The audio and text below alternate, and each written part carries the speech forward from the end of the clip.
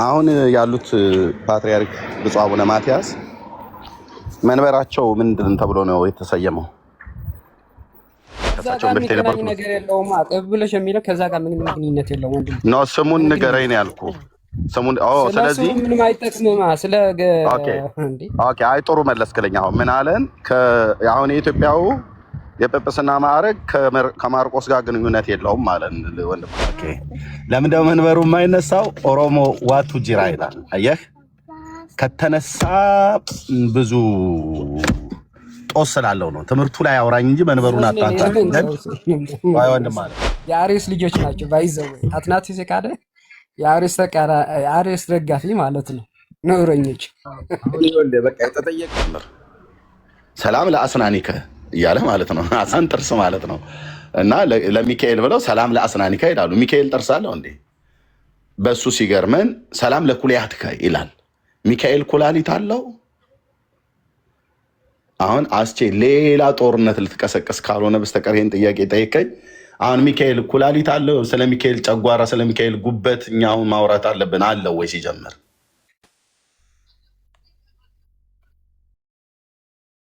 ሌላ ጦርነት ይቀስቀስ ካላልከው እንደዚህ ዝም ብሎ በየተራ በዝርዝሩ ከመዘርዘር በአንድ ጊዜ ጠቅላላ አድርጎ ሰላም ለእንትና አይሻልም? ሰላም ለዱላትህ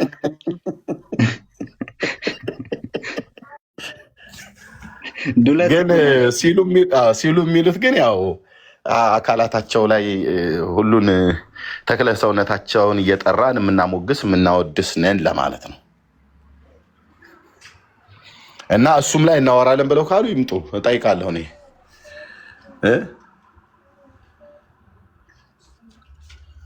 ኦርቶዶክሳውያን እንዴ ሰሞኑን ሩም እየከፈታችሁ እንትን ስትሉ የነበራችሁ እላይ ሆናችሁ ብትሰሙ እስቲ ኑ አሁን ሞግቱ። መንበራችሁ የማርቆስ አይደለም፣ ምክንያቱም የተክለ ሃይማኖት ነው የሚለው የሚል መረጃ አለ። አንድ ሁለተኛ ጳጳስ ሲሾም ይታወቃል በታሪክ ግን አትናቴዎስ አባ ሰላማን የሾመው በትክክለኛ የጳጳስ አሻሿም አይደለም። ያንን ደግሞ መጽሐፍ አለኝ ማስረጃ አለኝ እያለ ነው ኤርሚ። አይ እኔ የሥላሴ ባሪያ እሟገት አለው የሚል ኦርቶዶክሳዊ ሲግባ ሩሙ ክፍት ነው። ብሩክ ምናልባት እኔ አላወቅኩትም፣ ጎረቤት ከሆነ እድል ይሰጠው። አይ ወንጌላዊ መሰለኝ ብሩክ ነው። እቺ አንዷ ክፍት ትሆን። እሺ ወገኖች ቀጥል ያኔ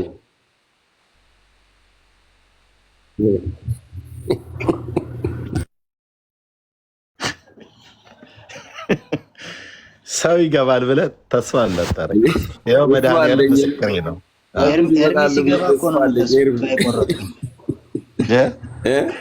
ኤርሚ ሲገባ ነው በቃ ተስፋ የቆረጥኩ እንደማይገቡ። እሱ አንድ ለተናገሩት ሁሉ ትናንትና ራሱ ለጉዳዲያ እያልኩት ነበር። ምንም ነገር ሲሉ ገለጥ ነው የሚያደርገው። ምንም ነገር አሉ ገለጥ እያደረገ ነው እንትን የሚላቸው እና ከነገጹ ከነርዕሱ ሸምድዶታል። እንዴት ብለው ይገባሉ እኮ በየት በኩል ይግቡ? እስኪ እኔ ከገቡ ኦርቶዶክሳውያን እንደው ገብታችሁ ይሄንን እኔ በጣም ከባድ ነገር ነው የደረሰባችሁ። እውነት ለመናገር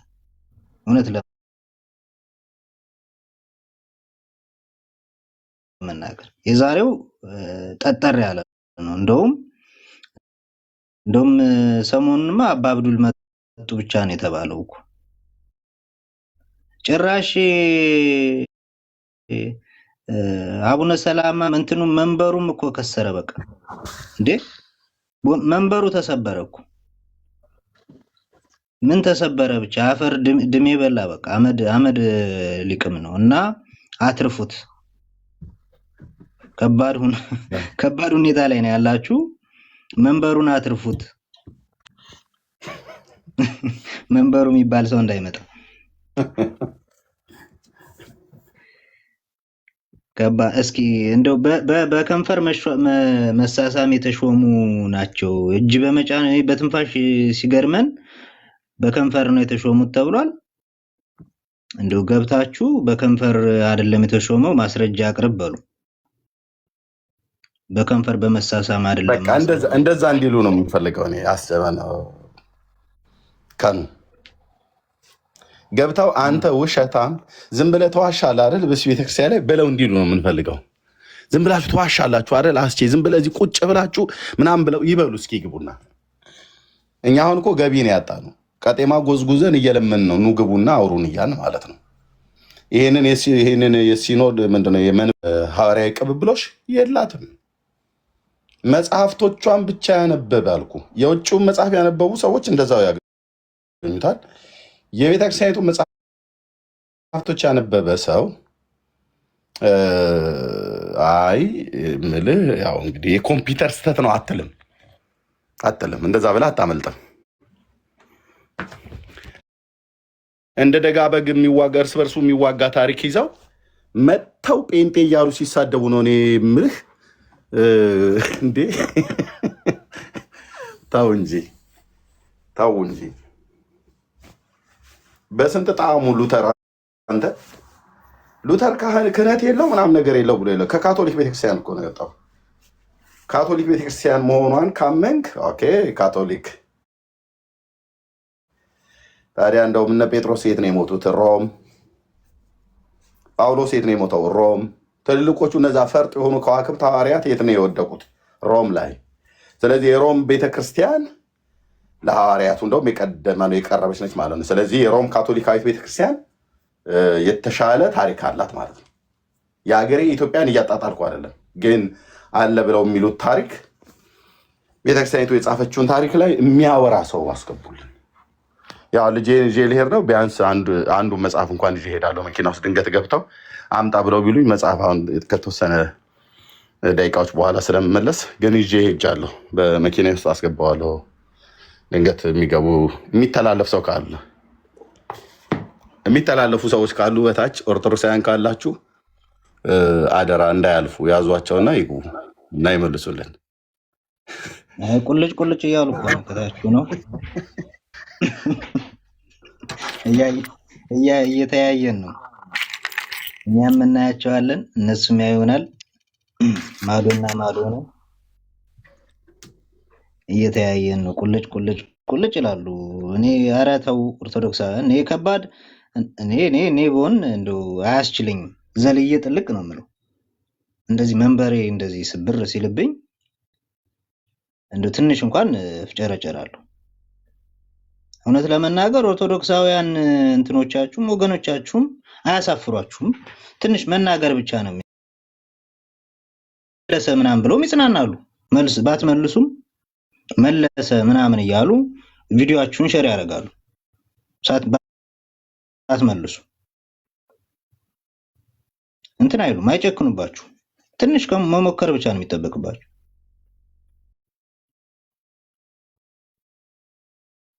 እና ደፈር ብላችሁ ግቡ።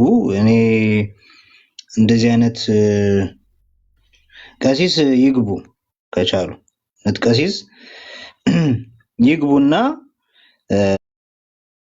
እኔ ይሄ አሁን የተባለውን ነገር አፈርሳለሁ፣ ስህተት አይደለም፣ እንደው ስህተት ነው የተባለው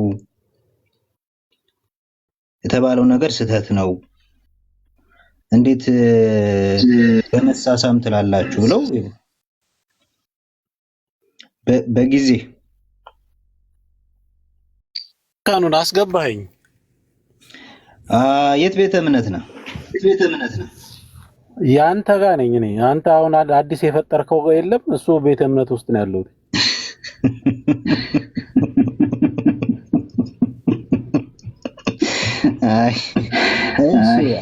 መንበራችሁ መንበረ ተክለ ሃይማኖት ነው ወይንስ መንበረ ማርቆስ ነው? ያስቼ ነው። እሱ ደግሞ ያስቼ ነው። አስቼ ራሱ ነው ጋሽ አስቼ እሳቸው ናቸው። አይ ወደ ቁም ነገሩ ተመለስና መንበረ ኧረ እባክህ ካኑን አንተ እኮ ምን ቤተ እምነት የለም? ምን አስጠየቀ? ምን አስጨነቀ? እንደዚህ ነው። ሌላ ኦርቶዶክስ ማለት ይሄው ይሄው ነው። በቃ አስቸጋሪ ነው። አንድ ደህና ኦርቶዶክስ ይጥፋ። ትናንትና ጥሩ ልጆች አይቼ ነበር። እነሱ እንኳን ቢመጡ ሳይሻል አይቀርም። ቢመልሱለት ጥሩ ነበር። ላኩላቸው። ኪዳን ለሚባለው ልጅ ላኩለት። እነሱ መጥተው ይመልሱ። መንበረ ማርቆስ ነው ወይንስ ደግሞ መንበረ ተክለ ሃይማኖት? መንበረ ተክለ ሃይማኖት ነው ወይንስ መንበረ ማርቆስ ነው የሚለውን አይ ሁለት ብቻ አይደለም እያዙልኝ። ሁለት ብቻ አይደለም። መንበረ ማርቆስ ነው የግብፁ ወይስ መንበረ ተክለ ሃይማኖት ነው? ወጨጌ ዘመንበረ ተክለ ሃይማኖት ነው ወይስ ወጨጌ ዘመንበረ ሰላማ ነው ወይስ ወጨጌ ዘመንበረ ጴጥሮስ ነው? ምክንያቱም ኢትዮጵያ ውስጥ 3 መንበሮች አሉ። መንበረ ጴጥሮስ አለ የኦሮሚያው፣ መንበረ ሰላማ አለ የትግራዩ፣ መንበረ ተክለ ሃይማኖት አለ ብፁዕ አቡነ ማትያስ አሁን ያሉበት። የቅብአቱን ስሙን ያላገኘሁት እንጂ እነሱም ጎጃ ከሰማይ ነው ከግብፅ አይደለም። እንደ ሁሉ መንበር ምን ይሰራል ኢትዮጵያ? ይምጣ ወይ በሚቀጥለው ክረምት በቆሎ መጥበሻ ይሆናል ተሰብሮ ማለት ነው። የፈለገ ይብሳል። ይህም ቤት በሰላም ዘግተው ብትተኛ ይሻላል።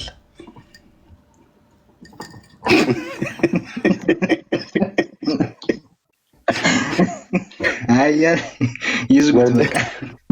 ወንድማዊ ምክሬ ይሄ ነው። የሚገባ ኦርቶዶክሳዊ ካለ ይመልስልን። አይ እኔ እኮ ተስፋ ቆርጫለሁ፣ ግን እንደው ተስፋ ይኖር ይሆንን ብሏል። በቤተልሔምም ተስፋ በተቆረጠባት እኔ ተስፋ ያለ ይመስለኛል። ምክንያቱም ኢዮሲስቲ መጥቷልና ቀሲስ ኢዮሲም መጥቷል። ታች ያላችሁ ወይ ላይ ሆናችሁ የምታዩ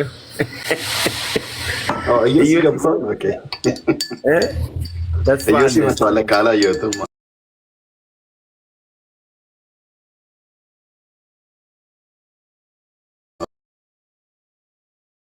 እግሩን እየቆረጥን ነው። ሰላም ነው። እግዚአብሔር ይመስገን። ሰላም ለእናንተ ይሁን። ኤርሚ ከኑ አስችላችሁ ሐዋርያዊ ቅብ እንዴት ነው? አለቅም ባካችሁ። ማን ነው? የዳዊት ሉትራን ወንድማችን የተናገረው አንድ ቪዲዮ፣ የተቆረጠ ቪዲዮ አየሁ። በስመ አብ በቃ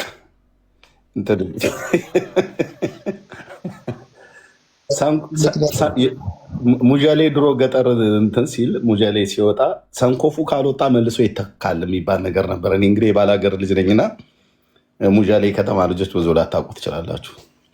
እኛ ምድጃ ከበን ስንወጣ እዚህ ጣቶቻችንና ጣቶቻችን መካከል ትገባለች እና በጣም ትበላናለች፣ በጣም ታሳክከናለች። እና ቤተሰብ በመርፌ ቁልፍና በመርፌ ወይ በሾህ ነገር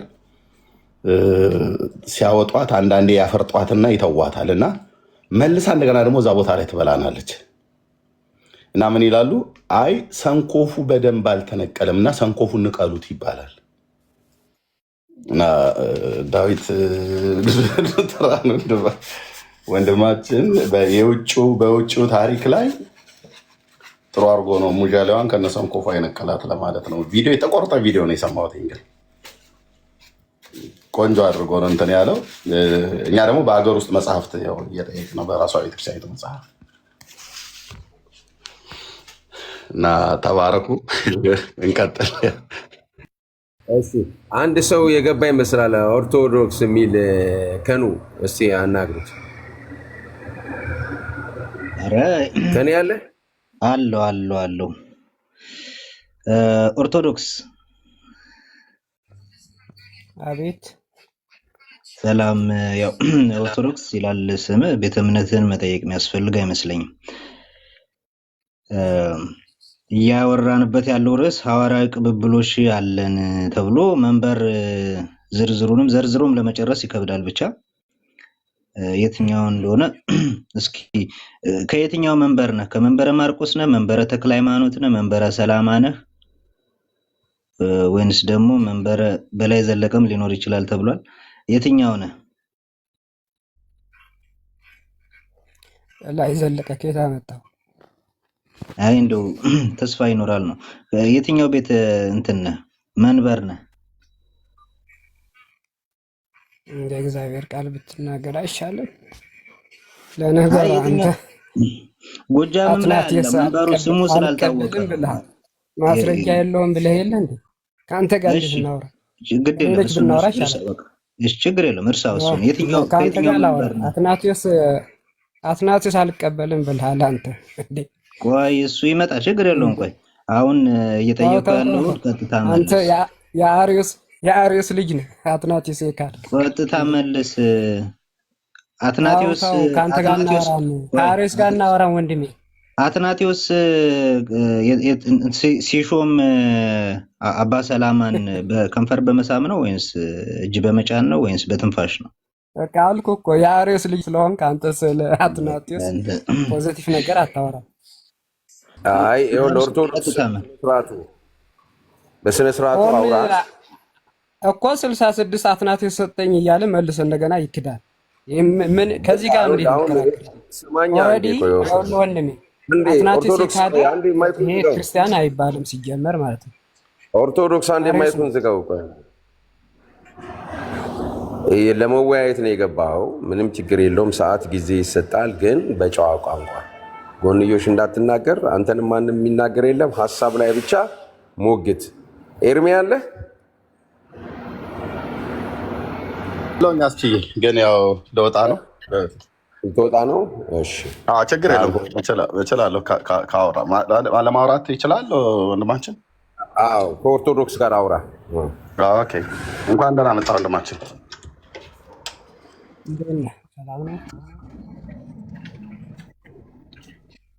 ይሰማል? ይሰማል። እንኳን ደህና መጣ። እንኳን ደህና ቆይ። ሐዋርያዊ ቅብብሎሻችሁ ላይ ያለ እውቀት ላይ ያለ ለማውራት ትመልስልናል። ለምንጠይቀህ ጥያቄ በሚችለው ያህል እመልስልሃለሁ። እሺ ቴንኪው ፈቃደኛ ስለሆንክ። አሁን ያሉት ፓትርያርክ ብፁዕ አቡነ ማትያስ መንበራቸው ምንድን ተብሎ ነው የተሰየመው?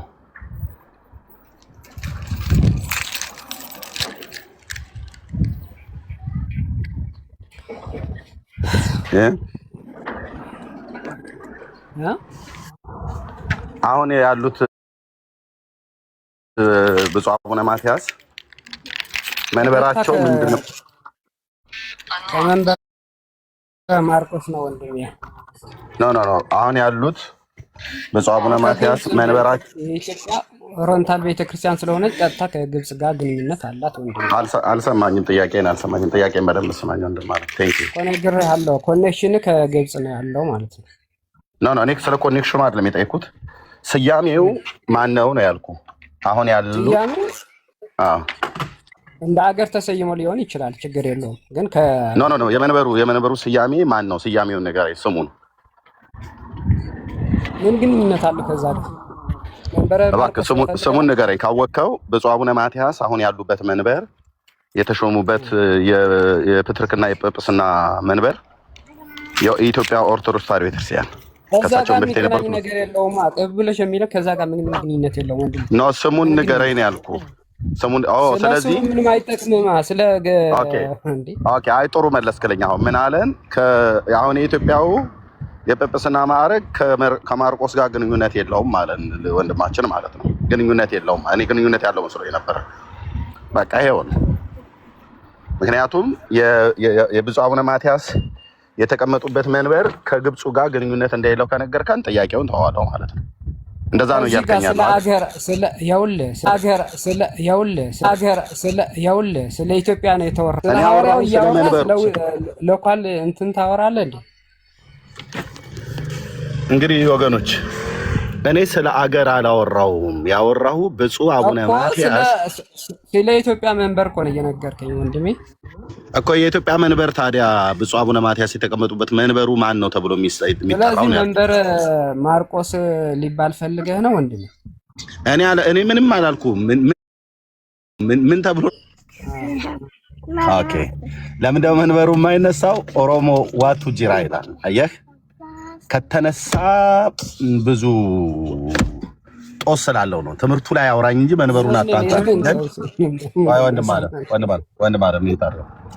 መንበሩ አይነሳ መንበሩ አይነሳ ሆነ። አስቼ እየሰማ ነው። እና እኔም ወደ ስራዬ ልሂድ፣ እናንተ አውሩ። በቃ አትናቴዎስ የካድክ እንዴት? አትናቴዎስ የካዳችሁ ናቸው እናንተ የአሬስ ልጆች ናቸው። ባይዘው አትናቴዎስ የካደ የአሬስ ደጋፊ ማለት ነው። ነውረኞች በቃ የተጠየቀውን መልስ። ያ ካልሆነ ግን በቃ ታች ቁጭ በል እኮ በቃ መንበረ ማርቆስ መካድ ማለት እኮ የአሬስ ደጋፊ መሆን ነው። ወንድሜ ማን ነው ሞዴሬተር የሆነ ሰው? በቃ ታች አውርዱት። እዚህ ውስጥ ላይ ካላችሁ ኧረ በክብር ልውረድ ወንድሜ። ማን አሁን እኮ የኢትዮጵያ መንበር የለውም ካለ ከማርቆስ ጋር አይገናኝም ካለ አትናቴዎስን ካደ ማለት አይደል? ከዚህ በላይ ክደት አለ?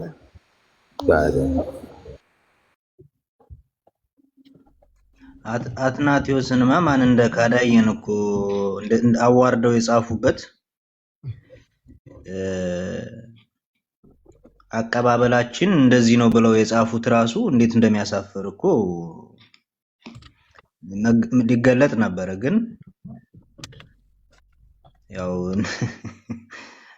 ይህን ያህል የሚያሳፍር ነገር ነው እንግዲህ። በቃ በመንበራቸውም ያፍራሉ። ምንድን ነው የሚኮሩበት ኦርቶዶክሳውያን? አሁን በቃ ቅድም ዳዊት እኮ እንዳለው የሚኮሩበት ነገር አጡ ማለት ነው። በቃ አለቀ። በመንበራቸውም ማፈር ጀመሩ ማለት ነው። አሁን መንበራቸውንም ፕሮድ ላይ እናገሩ እግዚአብሔር ለርሚ በቃ አሁን በመንበራቸው ማሳፈራቸው ምን ቀራቸው?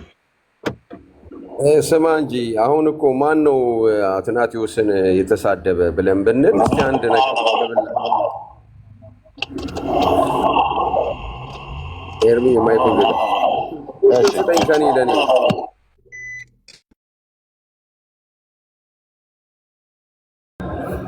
እስቲ ይህንን ላንብብላችሁ። የኢትዮጵያ ኦርቶዶክስ ተዋሕዶ ቤተክርስቲያን ከቀደምት ነቢያት ጀምሮ ለሃይማኖት አባቶችና ለቤተ ክርስቲያን መሪዎች በነበራት ፍቅርና መንፈሳዊ አክብሮት የእስክንድርያ ቤተ ክርስቲያንን የኒቂያ ጉባኤ ውሳኔ ነው ብላ የጻፈችው የተንኮል ድንጋጌ ለ1600 ዓመት ከራሷ ልጆች ሳትሾም ከእስክንድርያ ጳጳሳት እየተቀበለች ስታስተናግድ ኖራለች። ቤተ ክርስቲያኒቱ ለ1600 ዓመታት በእስክንድርያ ቤተ ክርስቲያን ስር በኖሮችበት ጊዜ ከግብፅ የሚመጡት ጳጳሳት የእንግሊዝኛ ቋንቋ ካለማወቃቸው እኛም የእነርሱን ቋንቋ ካለማወቃችን የተነሳ ባለመግባባት ብዙ ድክመት ታይቷል ይላል። አሁን ይህ የሚያሳየው ምንድን ነው? ባልተጻፈ የኒቂያ ጉባኤ ውሳኔ ነው ብላ ልብ አድርጉ፣ ውሸት። መንበሩ ራሱ ሲመራ የነበረው በውሸት ቤተ ክርስቲያኒቱን እያታለለ ለ1600 ዓመት። ይሄው ከነሱ መጽሐፍ ላይ ነው የማነብላችሁ፣ ገጽ 10 ላይ ባልተጻፈ የኒቂያ ጉባኤ ላይ ነው ኢትዮጵያ ራሷን ማስተዳደር እንዴት ሊጻፍ ይችላል? የዛን ጊዜ እኮ ኢትዮጵያ ቤተክርስቲያን አልተመሰረተችም። በኒቂያ ጉባኤ ጊዜ እኮ የኒቂያ ጉባኤ እኮ የተካሄደው እኮ አትናቴዎስ ጳጳስ ሳይሆን እኮ ነው እኮ ረዳት ሆኖ ነው እኮ የሄደው የጳጳሱ።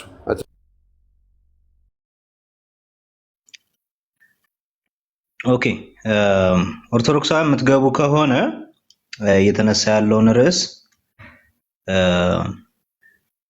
አይታችኋል፣ ሰምታችኋል። ሐዋርያዊ ቅብብሎች ላይ መልስ አለን። የኢትዮጵያ ኦርቶዶክስ ተዋሕዶ ቤተክርስቲያን ሐዋርያዊ ቅብብሎቿ አለ፣ አሁንም ድረስ ቀጥሏል የምትሉት በእናንተ መስፈርት ነው። እንደውም እያናገርናችሁ ያለ ነው መጽሐፍ ቅዱሳዊ አድርገን አይደለም እያናገርናችሁ ያለ ነው። በእናንተው መስፈርት፣ በእናንተው ቀኖና፣ በእናንተ ትምህርት፣ በእናንተ መጽሐፍት ወደኛ መምጣት አያስፈልግም። ኢቭን እናንተ በምታወጡት እንትን ማለት ነው መስፈርት፣ እናንተ ባወጣችሁት መስፈርት ቅብብሎሹ አላችሁ ወይ የሚለውን ገብታችሁ ፕሩፍ አድርጉልን። የሚገባ ኦርቶዶክስ ካለ ማለት ነው። እንግዲህ እስካሁን ደፈር ሚል የለም። የገቡትም ደፈር ብለው ስድብ ነው እየሰማን ያለ ነው። መስፈርቱን የእናንተው አድርገን እንግዲህ በእናንተ መስፈርት ነው እያወራናችሁ ያለ ነው። የሚገባ ኦርቶዶክስ ካለ ለኦርቶዶክሳውያን ሸር አድርጉላችሁ ሌሎቻችሁ። ሐዋርያዊ ቅብብሎች ሲሉ በነገራችን ላይ በጣም አስፈሪ የሆነ እንትን ነው። እሱን ሌላ ጊዜ እናወራበት መሰለኝ። የነሱ መስፈርቱ ራሱ ምንድን ነው የሚለውን ኢየሱስን የሚያስክድ መሆኑን ጌታ ኢየሱስ ክርስቶስን መካድ መሆኑን ነው እኔ ምናየው። ምክንያቱም አንድ ጳጳስ እፍ ብሎ ወይም ደግሞ እጁን ጭኖ የእንትን ያለው ካልሆነ የሾመው ካልሆነ ወንጌል በሌላ ሰው ራሱ ቢሰማ ወንጌል በአጋጣሚ መጽሐፍ ቅዱስ እንኳን አንብቦ አንድ ሰው ጌታ ኢየሱስ ክርስቶስን ቢያምን እንኳን ያለ ሐዋርያዊ ቅብብሎሽ ሰባኪ ኢየሱስን አምኖ መዳን አይችልም ነው። እጁን ተጭኖ እፍ ተብሎበት ጳጳስ እፍ ብሎበት ጳጳስ እጁን ጭኖበት ያላከው ሰባኪ ከሆነ የሰበከ ኢየሱስን አምኖ እንኳን አይድንም በኢየሱስ ክርስቶስ ያመነ ሰው የሚል በጣም አጋንንታዊ የሆነ በጣም መጥፎ ትምህርት ነው። በጣም መጥፎ ትምህርት ግን እንደው ለጊዜው የነሱንም ቢሆን መስፈርት ተቀብለን እንሄድና እንደው ፎር ዘ ሴክ ኦፍ ዲስከሽን ማለት ነው እንቀበለው ቢባል ለዚህ መልስ አላችሁ ወይ? አዎ አለን የምትሉ ኦርቶዶክሳውያን ግቡ። ይኸው ዛሬ እድላችሁ ነው። መንበሮቻችሁ በሙሉ የሰበሰባችኋቸው ኢትዮጵያ ውስጥ የተደረደሩት መንበሮች በሙሉ እየተሰባበሩ ነው፣ እየፈረሱ ነው እና ገብታችሁ አትርፏቸው። ኤርሚ ይሰብሰቡ ትንሽ ለምድጃም ይሆናሉ እያለ ነው። እንግዲህ እስኪ አራት ናቸው። አራቱ ደግሞ ለምድጃም አይበቁም። አንድ ቀንም ቢሆን ሰዓት ያስሞቁናል። እስኪ ግቡና ዲፌንድ አድርጓቸው አይደል? አስቼ የቅድሙን ቀጥል፣ እያነበብክ የነበረውን። እሺ እቀጥላታለሁ። ቦታው ላይ ነው ያለሁት። በሸዋሸዋ ሲመራ ለ1600 ዓመት በኒቅያ ጉባኤ ላይ የነበሩ ሀቀኛ አባቶች ያልጻፉትን ነገር ግን ያንን ሚስኪን የኢትዮጵያ ሕዝብ ስታታልል የነበረች የኮፕቲኳ የማርቆስ መንበር ነኝ ባይ አባቶች ጊዜ ሲደርስ እንዲህ ብለው ጽፈዋል። የኢትዮጵያ ኦርቶዶክስ ተዋሕዶ ቤተክርስቲያን ከቀደምት ነቢያት ጀምሮ ለሃይማኖት አባቶችና ለቤተ ክርስቲያን መሪዎች በነበራት ፍቅርና መንፈሳዊ አክብሮት የእስክንድርያ ቤተ ክርስቲያን የኒቅያ ጉባኤ ውሳኔ ነው ብላ በጻፈችው የተንኮል ድንጋጌ ለ1600 ዓመታት ከራሷ ልጆች ሳትሾም ከእስክንድርያ ጳጳሳትን እየተቀበለች ስታስተናግድ ኖራለች ይላል። ይኸው እንግዲህ ይሄ ራሷ ናት ያለችው። ገጽ 10 ላይ ነው ያለው። የኒቅያ ጉባኤ ላይ የተወሰነ ነው ብላ ማለት ነው። እንደዚህ አይነት በእውነቱ የኒቅያ ጉባኤ ላይ የተሰበሰቡት ህዝብ ላይ እንዲያይጫወቱ የኒቅያ ጉባኤ ላይ የተደነገጉ ህጎች አሉ። እዛ ውስጥ ግን በግብጽ ያለችው ቤተክርስቲያን ናት ለኢትዮጵያ ምንም የምትሾምላት ጳጳስ። ደግሞ የዛን ጊዜ መቼ ራሱ የኢትዮጵያ ቤተክርስቲያንስ መቼ ተቋቋመች? ይሄ ተንኮላው ለ1600 ዓመት ማለት ነው። እና ያ የማርቆስ መንበር ሸዋሸዋ እያደረገ ብዙዎችን ሲያታለል እንደነበረ የኢትዮጵያ ቤተክርስቲያን ጊዜው ደርሶ ጽፋለች ለማለት ያለው። ቀጥሉበት እስቲ እንግዲህ በዚህ ላይ አስተያየት ስጡ። ትክክል አይደለም የምትሉ ካላችሁ የራሳችሁን ቤተክርስቲያን ተቃውሙ። ገጽ 10 ላይ ነው ያለው። ምን ላይ ስርዓተ ቤተክርስቲያን እና የውጭ ጉዳይ የእምነቷን ለዓለም ያስተዋወቀችበት መጽሐፍ ላይ ነው ያነበብኩላችሁ ማለት ነው። ጨርሻለሁ። ቀኒ ሌላ ጉዳ መጣ። አንተ ደግሞ ጭራሽ እንትኑ ሁሉ ስርዓቱ ሁሉ ቀኖናው ሁሉ ሿሿ ነው እያልከኝ ነው። ቀኖናው ሿሿ ሆነ እንዴ? ምን ቀረው? ተወዳጆች አሁን ምን ቀረ? ምን ቀራት? እንደውም ካኑ ምን ትላለች የኢትዮጵያ ኦርቶዶክስ ታሪክሳን ከልደተ ክርስቶስ እስከ 2000 ብሎ በሚለው መጽሐፏ ላይ ትናንትና ምሽት እያነበብኩ እያለሁ በእሱ ላይ በእስክንድሪያ ቤተክርስቲያን የተደረገባት አብዛኛው የሰው ስርዓት የሆነ ነውና በዚህ ቀንበር ስር ስትገዛ ኖራለች። ነፃነቷን ግን አሁን ከዚህ በኋላ አውጃለች ብሎ በሚል የጻፉት ጽሑፍ አለ። አቅልሜ ያስኩት በሰው ስርዓት ትምህርት ነው። የሰው ስርዓት ነው። በጭቆና ቀንበር ውስጥ ነበረች ብላለች። ጭቆናውን ያደረገችው ግብጽ ናት። የግብጽ ኦርቶዶክስ ቤተክርስቲያን ነች። እህቴ ብላ የምትላትን አሃት ቤተክርስቲያናት ነው ተባብለው አይደል የሚጠራሩት። እህትን ስጨቁን ነበር ማለት ነው። ጨካኝ እህት ነች ያቺ የግብጻዊቷ እህት የተባለችው ኦርቶዶክስ።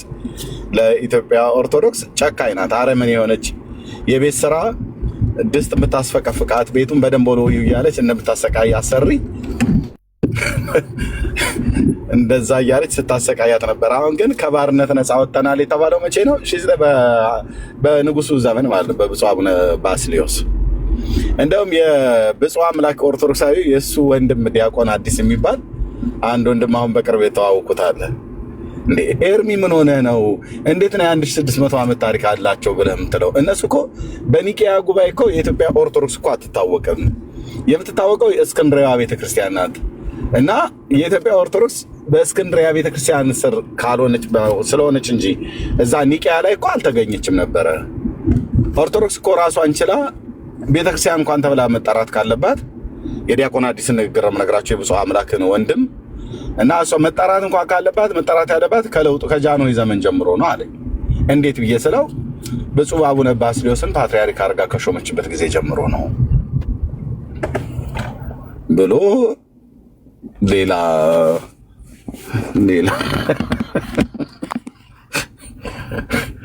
እኔ ወገኖች ኦርቶዶክሳውያን እርስ በርስ የተጣላ ታሪክ ይዛችሁ ተው፣ ይቅርባችሁ። መጽሐፍቶቻችሁ ተገልጠው ቢነበቡ አትቆሙ፣ በእውነት አትቆሙ። ለዚህ ነው መጽሐፍቶቻችሁ የሚያወሩትን የምንሰጣችሁ ነገር በመረጃና በማስረጃ ላይ ካሜራ ከፍቼ እያሳየው እያለው የምትመልሰው ስታጣ ምን አላችሁ? ጴንጤ እጁን እግሩን አስገብቶበት የጻፈው ጭንቅላቱን አስገብቶ እግሩን አስገብቶ እግሩን አውጥቶ ምናምን ነገር ብላችሁ ጴንጤ ስራ ጠፍቶበት የእናንተን መጽሐፍቶች ገድላትና ድርሳናት የታሪክ መጽሐፍትን አይጽፍም። እንዲህ አይነት ነውረኛ ጴንጤ የለም። እኔም ራሴ ጴንጤ ስለሆንኩ ማለት ማናችንም ወንጌላውያን እንደዚህ አናደርግም። እና ስንቱን ታሳብቡታላችሁ። ከስብሰባ እንኳን በኋላ የዝክረ ኒቂያ ከተባለው ስብሰባ እንኳን በኋላ ልትማሩ ይገባል። ኦኬ አንዳቸውም የሮም ካቶሊክ ቤተክርስቲያን ህንፃ ቤተክርስቲያንን በሩን በምዕራብ በኩል እንድናደርግ እንዲህ አይነት ነገር የሰራችብን የሮም ካቶሊክ ቤተክርስቲያን ነች ብላችሁ አላችሁ። የቦሌ መድኃኔዓለም በፀሐይ መውጫ በኩል በር ሰርታችሁለታል። ቅድስት ሥላሴም ልክ እንደዚሁ ማለት ነው። ይሄ በቤተክርስቲያኒቱ አስተምሮት አግባብ አይደለም ተብሎ ጥያቄ ሲቀርብባችሁ የሮም ካቶሊክ ነች እጇን አስገብታብን አላችሁ። መጽሐፍቶች ተብሎ ሲባል ጴንጤዎች ናቸው አላችሁ። ፓትርያርኩም ሊቃውንት ጉባኤም አንዱን መጽሐፍ ጴንጤዎች ጽፈውብን ያስገቡት ብለው አላሉም። ስብሰባው ላይ መጽሐፍቶቻችን ጥራት ይጎላቸዋል ብለው ሲሉ በራሳችሁ ልጆች ስለተጻፉ ነው። ይሄኛው መጽሐፍ በጴንጤ ተጽፎ የገባ ነው ብሎ የሚል አንድ መጽሐፍ አላቀረባችሁም። አላቀረባችሁም ብቻ አይደለም አታቀርቡም ብለው ወደፊትም እኔ እጅ ላይ ያሉ በብዙ 100,000 ብሮች የወጡ መጽሐፍት የተገዝተው የመጡት እያንዳንዱ የቤተ ክርስቲያኒቱ መጽሐፍት ነው። እያንዳንዱ ይሄኛውን መጽሐፍማ አንቀበለውም ብለህ የምትለው የለም። እና ደግሞ እኔ አርፋችሁ ብትቀመጡ ጥሩ ነበር የእውነት ለመናገር ማለት ነው።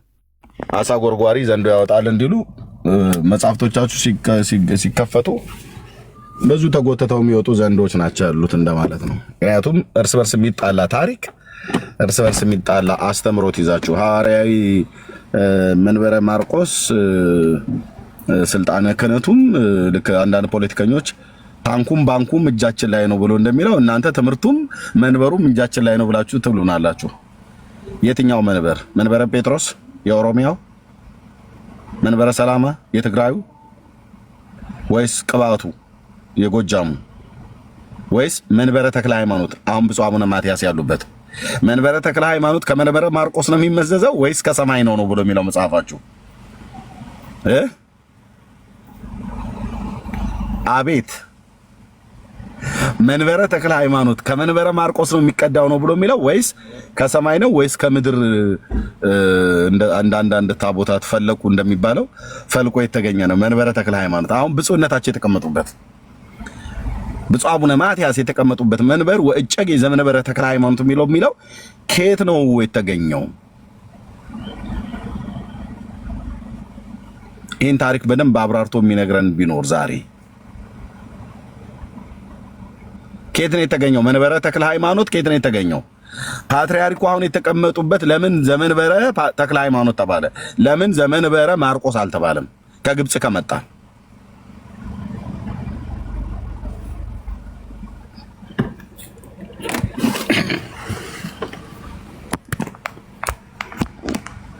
የእግዚአብሔርን ሕዝብ መናፍቅ እያሉ እንደመሳደብ ቀላል አይደለም። አንድ በስህተት እዚህ ቤት ሰው አይገባም። ይሄ ትንቢት አይደለም እናገረው።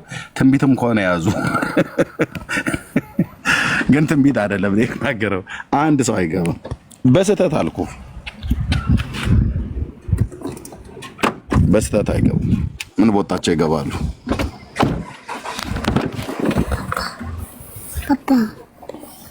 ምን አፍራሽ ኃይል ተሰብስቦ እዚህ መንበሩን ያፈርሰዋል፣ ቀኖናውን ያፈርሰዋል፣ ላይኑን ያፈርሰዋል፣ ቅብብሉን ያፈርሰዋል። ምን ቤት በኩል ይግቡ? አሁን እኮ ከሰማይ ነው የወረደው መንበሩም እየተባለ ነው ተባለ። እንግዲህ ከሐዋርያት ሳይሆን እንደ አዲስ የወረደ ከሰማይ የወረደ መንበር ነው። ቀኖናውም የባርነት መንበር ነው ተባለ። ዩሲ ልታወራ ነው? ቀጥል።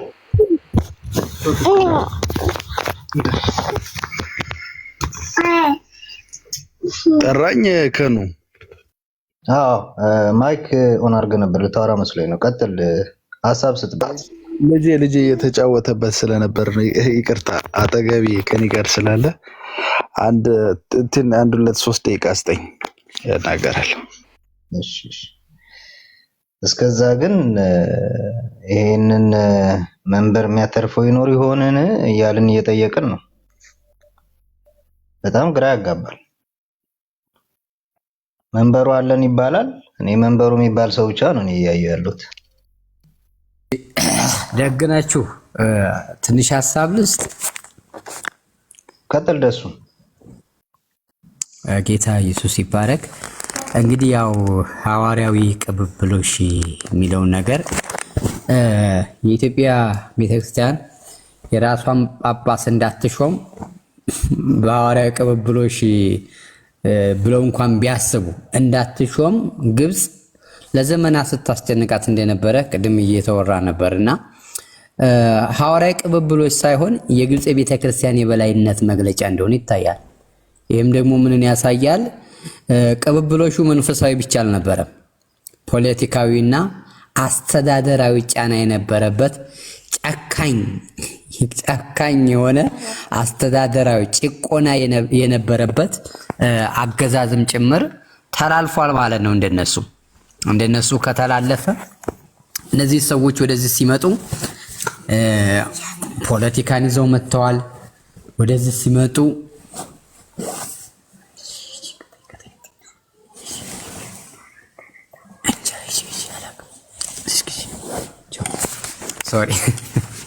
እና እነዚህ ሰዎች ወደዚህ ምድር ሲመጡ ምንድነው ይዘው የመጡ ሲባል ቅብብሎቹ መንፈሳዊ ብቻ ሳይሆን ምንድነው አልኳችሁ ፖለቲካዊ አስተዳዳራዊ ጫና የነበረበት እንደሆነ ይታወቃል። ስለዚህ ፖለቲካውንም ነው የተቀበሉት፣ አስተዳደራዊ ጫናውንም ነው የተቀበሉት። እሱንም እንደ ጥያቄ አድርጎ ብንይዘው ብዬ አስባለሁና እሱን እንደገና ይሄ በአራተኛው መቶ ክፍለ ዘመን በፊት የነበረው ክፍተትን ስንመለከት ሐዋርያዊ ቅብብሎች ሰንሰለት ቀጥታ ነው ቢባልም በጃንደረባው በአንደኛ መቶ ክፍለ ዘመን ደግሞ ወደ ኢትዮጵያ ወንጌል እንደገባ ታሪክም አንዳንድ እንትሮችም የሚመሰክሩ አሉ።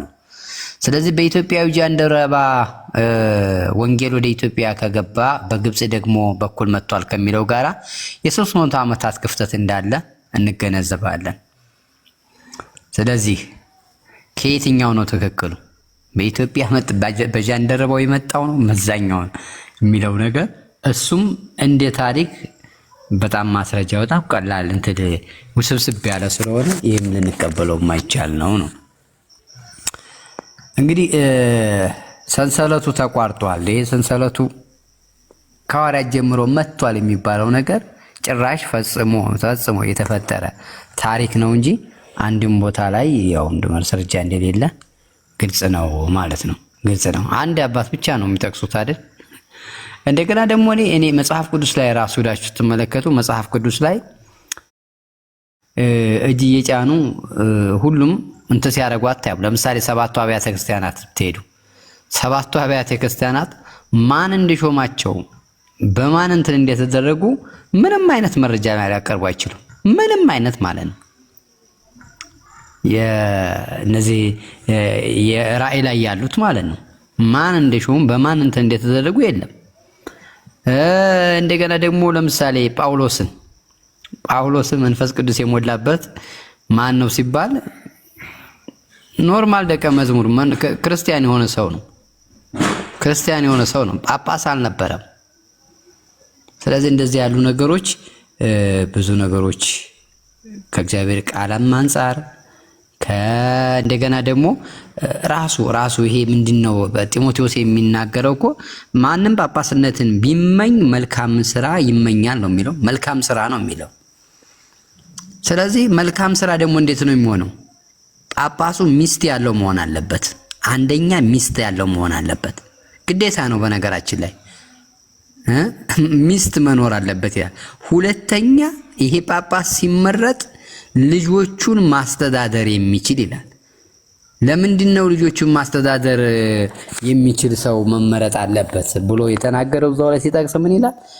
የገዛ ቤተሰቡን ማስተዳደር የማይችል ሰው የእግዚአብሔርን ቤተክርስቲያን ሊያስተዳደር አይችልም ይላል። ስለዚህ መርሁ የመጀመሪያ ማግባት አለበት፣ ልጆቹን መውለድ አለበት። ከዛ በውጭና በውስጥም የተመሰከረለት መሆን አለበት። በደንብ ቤቱን ማስተዳደር የሚችል ነው መሆን አለበት። ከዛ ውጭ ዝም ብለ ቤቱን ያልተሞከረ እንትን አምጥተህ ያላገባ ጳጳስ አይሆንም። እንግዲህ አፖስቶሊክ ሰክሰሽን ካለ ያገባ ጳጳስ ነው መሾም ያለበት። መሾም ያለበት ያገባ ልጆች ያሉት ልጆቹን ማስተዳደር የሚችል የማይጠጣ ይላል እኮ ለብዙ ወይን ጠጅ የማይቆመች። ይሄኛዎቹ እኮ ወዳጄ የሚጠጡት እኮ ብራዘር ለየት ያለ መጠጥ ነው የሚጠጡት። ለየት ያለ መጠጥ ነው የሚጠጡት። ተራ መጠጥ አይደለም የሚጠጡት። ስለዚህ እንደዚህ ያሉ ነገሮች አሉ ነው። እንግዲህ ጊዜውን እንዳልይዘው በኋላ እቀጥላለሁ ደግሞ እድል ሲሰጠኝ። ያ ደስ ተባረክ። በጣም የማይጠጣ የምትለው መያዝ አለባት። የማይጠጣ የአንድ ሚስት ባል የሆነ የሚለው ይህንን ሁሉ መጽሐፍ ቅዱሳዊ ስርዓት ያፈረሰ ነው። የኦርቶዶክሱ እንግዲህ ጵጵስና ስርዓት ያላገባ አይልም፣ ያላገባ የጵጵስ አይልም። የአንድ ሚስት ባል የሆነ ነው የሚለው። ባልነት እንደ መስፈርትነት ተቀምጧል። ወይም ደግሞ የአንድ ሚስት ባል የሆነ ወይንም ያላገባ ብሎ እንኳን እንደ አማራጭ እንኳን አያስቀምጠው። የማይጠጣ የማይሰክር የሚለውን እንግዲህ የሚታወቅ ነው። እንትኑ ራሱ ለየት ያለ ኦርደር ተደርጎ ነው የሚመጣው ውስኪው ራሱ። ስለዚህ ሲጠጣ ይፈርሳል ማለት ነው። እንትኑ ጵጵስናው ራሱ ለየት ያለ ውስኪ ነው የሚመጣው ራሱ። በቃ ከውጭ ሀገር ታዙ ከዱባይ ምናምን ብራንዱን ራሱ ያውቁታል። እስኪ እንትንን ብራንድ ምናምን ብለው ብራንዱን በጣም ጥሩ ብራንድ ያውቃሉ። የውስኪ አይነት ብራንድ ያውቃሉ። እውነት እንትን አይደለም። በነገራችን ላይ ይሄ ውሸት አይደለም የሚነገራችሁ፣ እውነት ነው። እንትኑ ጣዕሙን ምናምኑን ሁሉ በደንብ ነው የሚያውቁት። እና ፎቶ ሁሉ አለን። ከተፈለገ ጥርጣሬ ካላቸው እናሳያለን። እኛ ውስኪ እኮ ያወቅነው እዛ ቤት እኮ ነው ብራዘር። ሬድ ሌብል፣ ብላክ ሌብል፣ ዲምፕል ምናምን ነገር እየተባለ ማለት ነው። ዋይት ሆርስ፣ ሬድ ሆርስ እየተባለ መጠጡ። ለምን ነው መጠጡ ጋር የገባችሁት? አሁን ለምን እሱን ተውት። የመጠጥ ጉዳይ ቅር ይላቸዋል። መጠጡ ይቅር። እኛን በጠላ እያጋጠሩ በጣም ብዙ ጊዜ ሲጠጡ በኋላ ላይ ነው እኔ የነቃሁት። ያው የገጠር ልጅ መሆኔም ዝም ብሎ ታልያለሁ ይመስለኛል። እኛን በጠላ ነው ልጆች ናቸው እየተባለ በሽክና ይቀዳልናል፣ እሱን እንጠጣለን። እነሱ ግን ብራዘር ምን አጋፋቸው? እንትን የወይዘሮ አሰለፈችን አጠላ እንትን ምንድን ነው ጉሽ ጡጥ ከማለት ያ ጡጡ የሚባል ነገር የለው። በቃ ሲሳይነ ዘለለ ዕለትነ ነው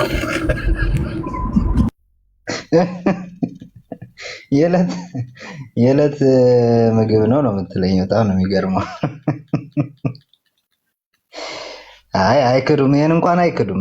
አይ ማለት ሊክዱ ይችላሉ፣ ይሄንን ውስጣቸውን ግን አይክዱትም። ምክንያቱም ማን ገዝቶላቸው የሚሄደው ነው። አንድ ጳጳስ እኮ ለመጠየቅ ሲሄዱ ጥሩ ውስኪ የቱ ነው የሚወዱት? ውስኪ አቡነ ከሌ የሚወዱት ውስኪ የትኛውን ነው ተብሎ ተጠይቆ ነው። ዝም ብሎ አይኬድም። አቡነ ሙሴ፣ አቡነ ማርቆስ የሚወዱት የትኛውን ውስኪ ነው? ምን አይነት ውስኪ ነው ምናምን ተብሎ ተጠይቆ ምናምን ስለሆነ የሚኬደው እሱን እንኳን የሚክዱ አይመስለኝም። ቢያንስ እኛን ቢክዱን ውስጣቸውን አይክዱትም። አቡነ ሳይሮስ አሁን በቅርብ አንድ ፎቶ ያየሁት የሆነ ሰው ቤት ሄዱ። አሁን የጠቅላይ ቤተ ክህነት ስራ አስኪያጅ የሆኑት ማለት ነው በብፁዕ አቡነ አብርሃም ተተክተው የተመረጡት እሳቸው ሄደው ፊት ለፊት ላይ ጠረጴዛው ላይ ተሰትሮ የተቀመጠው ብላክ ሌብል ነው። በረዶውን አላየሁትም። ያለ በረዶ ነው ወይም ጠጡት። በበረዶ ኮካ ይጨምሩበታል አይጨምሩበትም። እሱን ኮካዎቹን አላየሁም፣ ግን ብላክ ሌብል ፊት ለፊት ላይ ማለት ነው። አሁን እሳቸው ምን እንደሚወዱ ይታወቃል ማለት ነው።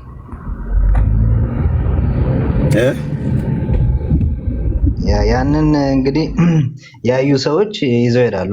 ያንን ፎቶ ሪፈር አድርገው ነው እንትን ተደውሎ ተጠይቆ ነው አቡነ እንትና ምንድነው አቡነ ጴጥሮስ አቡነ ከሌ ምንድነው የሚወዱት? የትኛው እንትን ነው ብራንድ ነው? እንደው አንድ አይበቃቸውም ይሆን ምናምን ተብሎ አረ አይ እንደው ሁለት ይጨመር ምናምን ተብሎ እንደተገባ የሚጠጣ ፍሪጃቸው ላይ የሚቀመጥ ምናምን ተብሎ እንትን የሚሉት ወይ ከናን አሁን መጠጥ ውስጥ መግባት የፔንቴን አገልጋይ ሆድ ልታስብሰን ነው አይደል? እኛ እኮ ጆሊ ጁስ እኮ ያረረብን ሰዎች መድረክ ላይ አንድ ቡትሌ ወተር ውሃ ነው የሚሰጠን። ወተንም እንደዚህ የአንድነት ጊዜ ካልሆነ በስተቀር ኩኪስ ነው ወይ በቃ የፔንቴ ሆድ ይባሳቸው ብለህ ነው። ውሃ ጠጥታ ትገባለህ አንተ።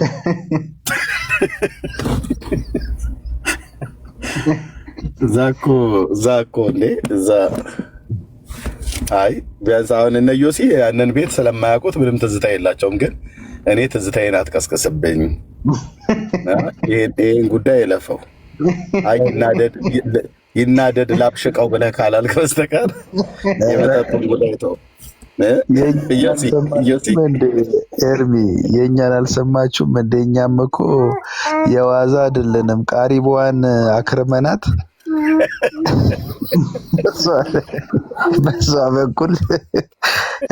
በኩል እናወራረዳለን። የጴንጤ ተለሏት አይደል እንዴ? እሷ ራሷ ቀላል እኮ አይደለች። የከረመች ቀሪቦ ምንም አታመጣም። ጀሪካ ሙሉ ብጠጣ ምንም አታመጣም። እኛ ልምዱ ነበረና በውሃ ጴንጤ እኮ በውሃም ነው የሚሰክረው። አንዳንዱ ምንም ያለመደ እኛ እዛ የቅዳሴ በኋላም ሌላ አይደለም የሚጠብቅ ሳያሰክር ይቀራል ብለን ቅዳሴ ያልቃል። ቅዳሴ እንደተጨረሰ የሚጠብቅህ ትንሽ አረር ያለች በመለኪያ ትቀርብልሃለች። እሷን ቋ እያደረግ ቀጠላም ደግሞ እንትን ቀላቅለህም አንዳንዴ ምናምን ዘኬ ተብሎ በቃ እሱን ነው እንትን የምትለው። ቤተክርስቲያን ውስጥ ነው። አንድ ጊዜ ቤተክርስቲያን ውስጥ ኪዳነ ምሕረት ቤተክርስቲያን እዛ ከቅዳሴ መልስ ወዲያው ታቦት ነበርና በቃ ተጠጣ። እንግዲህ ሁሉም ይጠጣል፣ ቄሱም ይጠጣል፣ ጳጳሱም መጥተዋል የዛኔ። በቃ እኔ ደግሞ አያቴም ትንሽ ከጳጳሳቶችም ጋር ይቀርባል። እዛች ጠጋ ብዬ ስቀነድሽልህ ውዬ ልክ መሀል ላይ የለውም በቃ እና እዛ ጳጳሱ እንደ ጳጳስ ሁኜ ካልባረኩ ስል ነበር ነው የምልህ። እንደ ጳጳስ ሁኜ ካልባረኩ ስል ነበር። እዛ ኪዳነ ምሕረት ቤተክርስቲያን ዓለም ገና አቡነ ሙሴ የሚባሉ ነበሩ። አሁን አርፈዋል። አንድ ቪዲዮ ላንብብላችሁ እስቲ። አንድ መጽሐፍ ከዚህ በፊት አይታችሁት ሊሆን ይችላል። የፍርምናጦስን ከፍርምናጦስ እስከ አቡነ ባስልዮስ ድረስ ያለውን እንዴት አድርጎ እንዳቀረበ ትላንትና ቀሲስ ዲበኩሉ ገብተው ሳነብላቸው ነበር። እስቲ የእርሶን አስተያየት ሰጡን ብዬ እና አልሰጥም በዚህ ጉዳይ ብለውኝ በቃ ስስቅ ነበር። የመጽሐፉ ርዕስ አንብባችሁት ከሆነ አላውቅም። ቅዱስ ማርቆስ ኢትዮጵያዊ ነው ይላል። የተዋሕዶ አንበሳ መድኃኔዓለም ኢየሱስ ክርስቶስ ነው ይላል። እንግዲህ ቅዱስ ማርቆስ ኢትዮጵያዊ ነው የሚለው ሌላ ጊዜ እናደቃታለን። ግን የጻፉት ይታወቃሉ በጣም። እንደውም በአቡነ ጳውሎስ ጊዜ ጥናት እንዲያደርጉ ወደ ግብጽ ኮፕቲክ ቸርች የተላኩ እንትን ናቸውና አባ ተስፋ ስላሴ ሞገስ ናቸው። የታወቁ ምሁር ናቸውና ከፍርምናጦስ ጀምሮ እስከ መጨረሻው ግብጽ እስከላከችው ጳጳስ ድረስ የነበረውን ታሪክ ያቀረቡበት መንገድ እንደዚህም ይጻፋል እንድል አድርጎኛል። ሰሞኑን ይህን መጽሐፍ ሳነብ ነበርና በጣም ነው ያስደነገጠኝ። ወደ ገጽ 106 ገደማ አካባቢ ነው ይመስለኛል። 5 ወይ 6 ገደማ አካባቢ እንደዚህ ይላል።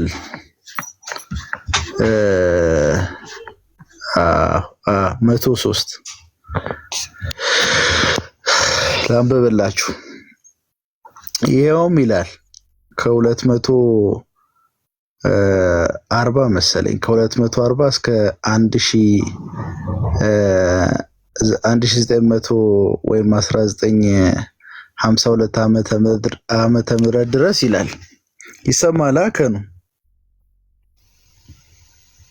ይሰማል ዩሲ ከ240 እስከ 1952 ዓመተ ምህረት ድረስ ይላል። ጳጳስ ከምስር ያው ግብጽ ማለት ነው። ጳጳስ ከምስር ወደ ኢትዮጵያ ይላክ እንደነበር እውነት ቢሆንም ነገር ግን የሚላከው ጳጳስ ቋንቋችንን አያውቅ፣ እኛም ቋንቋውን የማናውቅ ከመሆኑ በላይ እንዲሁም የቤተ ክርስቲያናችን አስምሩልኝ የሐዋርያዊ ትምህርት ቅብብሎች ለሚሉት ማለት ነው። እንዲሁም የቤተ ክርስቲያናችን እምነትና ስርዓት ሊያውቅ ቀርቶ ይላል እየሰማችሁ ነው። ቀርቶ የራሱን ቤተክርስቲያን ያው የመጣበትን ማለት እምነትና ስርዓት ሳይቀር ፈጽሞ የማያውቅ የለየለት ማይም እንደነበረ ይላል። ውይ ማይም እንደነበር የማይካዳቅ ነው። ስለዚህም አረ እንዴት ነው ዛሬ ማፍረሱ ቀጥሏል። እስኪ ፈረሰ በሉ ከስር። አረ እንዴ ፈረሰ በሉ። ሐዋርያ ቅብብል ፈረሰ እያላችሁ ጻፉለት። የሚገርም ነው። ስለዚህም ለሁለቱም ሀገሮች ይላል ያው ለግብፅና ለኢትዮጵያ የመገናኛ መንገድ ሆኖ ለስለላ ከሚያገለግል በስተቀር መብት የሌለው ዝም ብሎ የተቀመጠ ጉልት ነበር ይላል የመድኃኔዓለም ያለ እንግዲህ ይታያችሁ።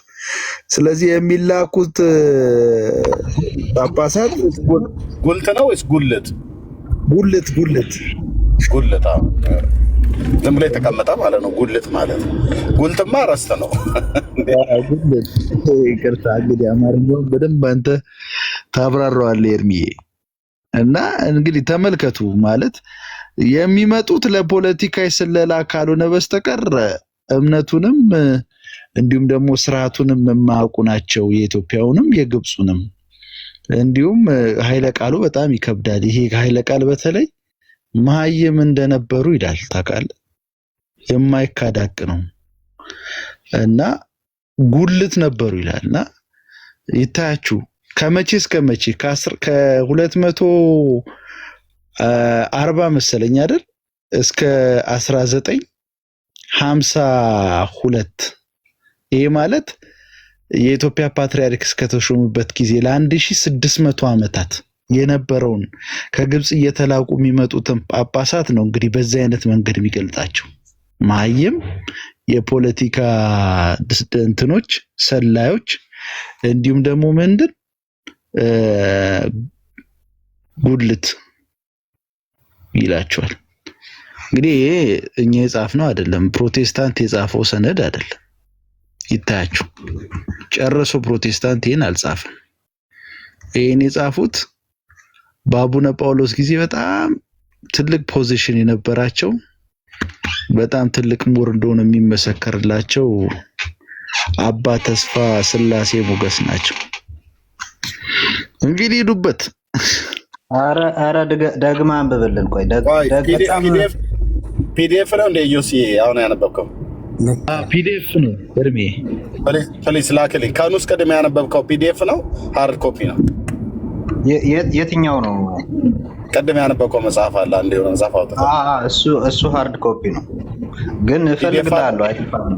ይኖራል ፒዲኤፍ ወይ? በቃ እሱን ጻፍልኝ እኔ። እሺ አይ ያለ መሰለኝ ፒዲኤፍ እፈልገዋለሁ። ኦኬ እሺ በቃ ኮንታክት አድርጎኝ በውስጥ ያለኔም ላክልኝ። ዩሲ ይሄንን አፈራረሰው እኮ ምን ደግማ አንብብልን። ኧረ መሰላችሁ እነዚህ ሰዎች አማርኛ አይችሉም፣ ግዕዝ አይችሉም። ጉልቻ ያላቸው ለዛ እኮ ነው።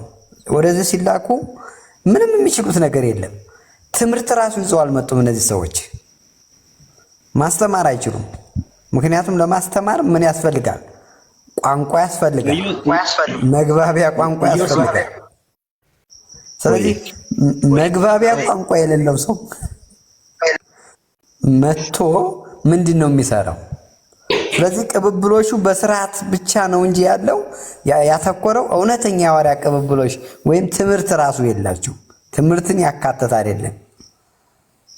ለዛ ነው ስለማያስተምሩ መጥተው ፖለቲካቸውን ተጭነው ስለሚመጡ ለዛ ነው ጉልቻ ብሎ ሰውየው እዚህ የጻፈውና ደከ ነው እንዴ። ቋንቋው እኮ በጣም እኮ የሚያስደነግጥ ቋንቋ እኮ ነው። እንዴት ነው በኦርቶዶክስ ቤተክርስቲያን እንደ ጳጳስ ታይተው እንደ ትምክህት የሚቆጠሩ ሰዎችን እንዴት ብለህ ነው መሀይም የምትላቸው? የፖለቲካ እንትኖች ሰላዮች ብለህ የምታቀርባቸው እንዴት ብለህ ነው ጉልት ብለህ ልትገልጻቸው የምትችለው? ማለት ደግሞ እኮ የሆኑ የተወሰኑ እንደነ አባ ምንድን ሳዊሮስ እና አባ ይሄ ባካችሁ ሙስሊሙ ምንድን ነው ከኑ ስሙ ይጠፋብኛል። አባ አብዱል አባ አብዱልና አብዳስ አባ አብዱል በዚህ የተገለጡት እንደው ምናልባት አንዱ መስጊዶች ስለሰራ አንዱ ደግሞ ሐሰተኛ ደብዳቤ ይዞ መጥቶ ጳጳስ ነኝ ብሎ ስላታለለ ሊሆን ይችላል። እንደው በዚህ አይነት መንገድ እንኳን ቢቀርብ ይሄ እኮ የ1600 1500 ዓመታት ከግብጽ ተልኮ የመጣውን ጳጳስ ሁሉ እኮ ነው በዚህ አይነት ቋንቋ የሚገልጸው። በጣም እኮ የሚያስደነግጥ እኮ ልድገሙ። ይኸውም ከ240 እስከ 1000 እሺ፣ ቆይ ይቅርታ፣ ሪከርደሮች አሉ፣ ሪከርድ ሊያደርጉት ነው። መግቢያው ላይ ጀምረ ማን እንደጻፈው ጀምረ ገጹን ያዘው። አሁን እሱ ጋር ከመግቢያው ተመለስና ሰውየውን አስተዋውቀህ ጀምር። ሪከርደሮች ሪከርድ ማድረግ ይፈልጋሉ። ይሄ በደንብ ቆይችንም ላንስ አላቸው ቅብብሎች ምትለዋል እንዲህ የሚመጡት መሃይማን እንደሆኑ ፖለቲከኞች እንደሆኑ እንጂ የሐዋርያት ስራ ሊሰሩ እንዳልሆነ የራሳቸው መምህራን እንዴት እንዳጋለጡ ለዛውም በዛው እንትን ቦታ ላይ ማለት ነው ስልጣን ያላቸው እዛው ስልጣን ውስጥ ተቀምጠው እንዴት እንዳጋለጡ ሪከርድ ሊያደርጉ ስለሆነ ነው። ሙሉ በጣም ትልቁ መሆንም የሚሆነው አለ አይደለ? ስክሪን ሙሉ የሚሆነው እሱን አድርገው እስቲ ከኑዬ። ይኸው እንግዲህ ቅዱስ ማርቆስ ኢትዮጵያዊ ነው፣ የተዋሕዶ አንበሳ መድኃኔዓለም ኢየሱስ ክርስቶስ ነው ይላል። ያው ውይይታችን እኛ ቅዱስ ማርቆስ አይሁዳዊ ነው ኢትዮጵያዊ ነው የሚል አይደለም እንጂ ኢትዮጵያዊ ነው የሚለው ርዕሱ ራሱ አከራካሪ ነው እንደምታውቁት። ቢሆንም ጸሐፊው እንግዲህ በጣም የታወቁ መጽሐፉ ላይ ተቀምጧል። ጸሐፊው ማን እንደሆኑ በጣም የታወቁ ሰው ናቸው። በተለይ በአቡነ ጳውሎስ የፕትርክና ዘመን ጥናት ለማድረግ ግብጽ ቤተክርስቲያን ድረስ ሄደው ጥናት ያደረጉ ሰው ስለመሆናቸው መጽሐፉ ይናገራልና ስማቸው አቡነ ተስፋ ስላሴ ሞገስ ናቸውና በጣም ቀደም ያለ በ90ዎቹ በ80ዎቹ የተጻፈ በ1980ዎቹ ገደማ የተጻፈ መጽሐፍ ነው እና ወደ ገጽ 103 ገደማ አካባቢ ከአባ ፍርምናጦስ ጀምሮ የነበረውን እስከ መጨረሻው ግብጽ እስከላካቸው ጳጳሳት ድረስ የነበረውን የጵጵስና አገልጋዮች እንዴት አድርጎ ገለጻቸው የሚለው በጣም የሚያስደነግጥ ነው። ገጽ 103 ላይ ያው ከራሳቸው መጽሐፍ ነው እየጠቀስን ያለነው ያውም ከሚከበር ሰው ማለት ነው። እንደዚህ ይላል። ያውም ከ240 እስከ 1952 ዓመተ ምህረት ድረስ ጳጳስ ከምስር ያው ግብጽ ማለት ነው ከምስር ወደ ኢትዮጵያ ይላክ እንደነበር እውነት ቢሆንም ይላል። እንግዲህ ለ1500 ወር 600 ዓመታት ማለት ነው። እውነት ቢሆንም ነገር ግን የሚላከው ጳጳስ ቋንቋችን አያውቅ እኛም ቋንቋውን ማናውቅ ከመሆኑ በላይ እንዲያውም የቤተ ክርስቲያናችን እምነትና ስርዓት ሊያውቅ ቀርቶ የራሱን ቤተ ክርስቲያን እምነትና ስርዓት ሳይቀር ፈጽሞ የማያውቅ የለየለት መሃይም እንደነበር የማይካዳቅ ነው ይላል። የለየለት መሃይም የሚለው አገላለጽ እንግዲህ ምን ያህል ከባድ ገለጻ እንደሆነ ማስተዋል ይቻላል። ስለዚህም ለሁለቱም ሀገሮች ይላል ያው ለግብጽና ለኢትዮጵያ ማለት ነው ካህን ለሚልከውና ለሚቀበለው ለ1600 ዓመታት ለሁለቱም ሀገሮች የመገኛ መንገድ ሆኖ ለስለላ ከሚያገለግል በስተቀር መብት የሌለው ዝም ብሎ የተቀመጠ ጉልት ነበር ይላል።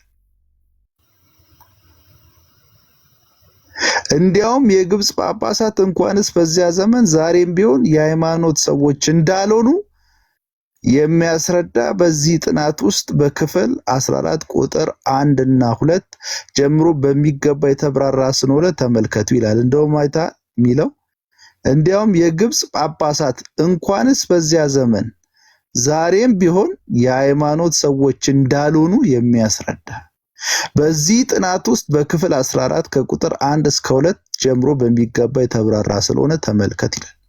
ስለዚህ ይሄ ሰው የአባት ትልቅ የኦርቶዶክስ ቤተክርስቲያን ምሁር እነዚህን ለ1600 ዓመታት ከግብጽ እየተላኩ የመጡ ጳጳሳትን የለየላቸው ማየሞች ለፖለቲካ ዓላማ ለስለላ የሚመጡ እንዲሁ ዝም ብለው የተቀመጡ ጉልት ብሎ ያስቀምጣቸዋል። ታዲያ የቱ ነው የሚያስመካው ነው ጥያቄው። አሁን ሐዋርያዊ ቅብብሎሽ እንግዲህ ያው በርግጥ ሐዋርያው ቅብብሎሻቸውን ከአቡነ ባስሌል ቢጠቅሱም ቢጀምሩ ግን ከዛ በፊት የነበረውን ከግብጽ እየተላኩ የመጡትን በእንደዚህ አይነት መንገድ ማቅረቡ እንግዲህ በዜሮ ማባዛት ያህል ነው። በጣም ጠንካራ ኃይለ ቃል ነው። በጣም አስደንጋጭ ነው። የለየለት ማይም ብሎ መግለጽ ራሱ ለጆሮ ሁሉ ይከብዳል።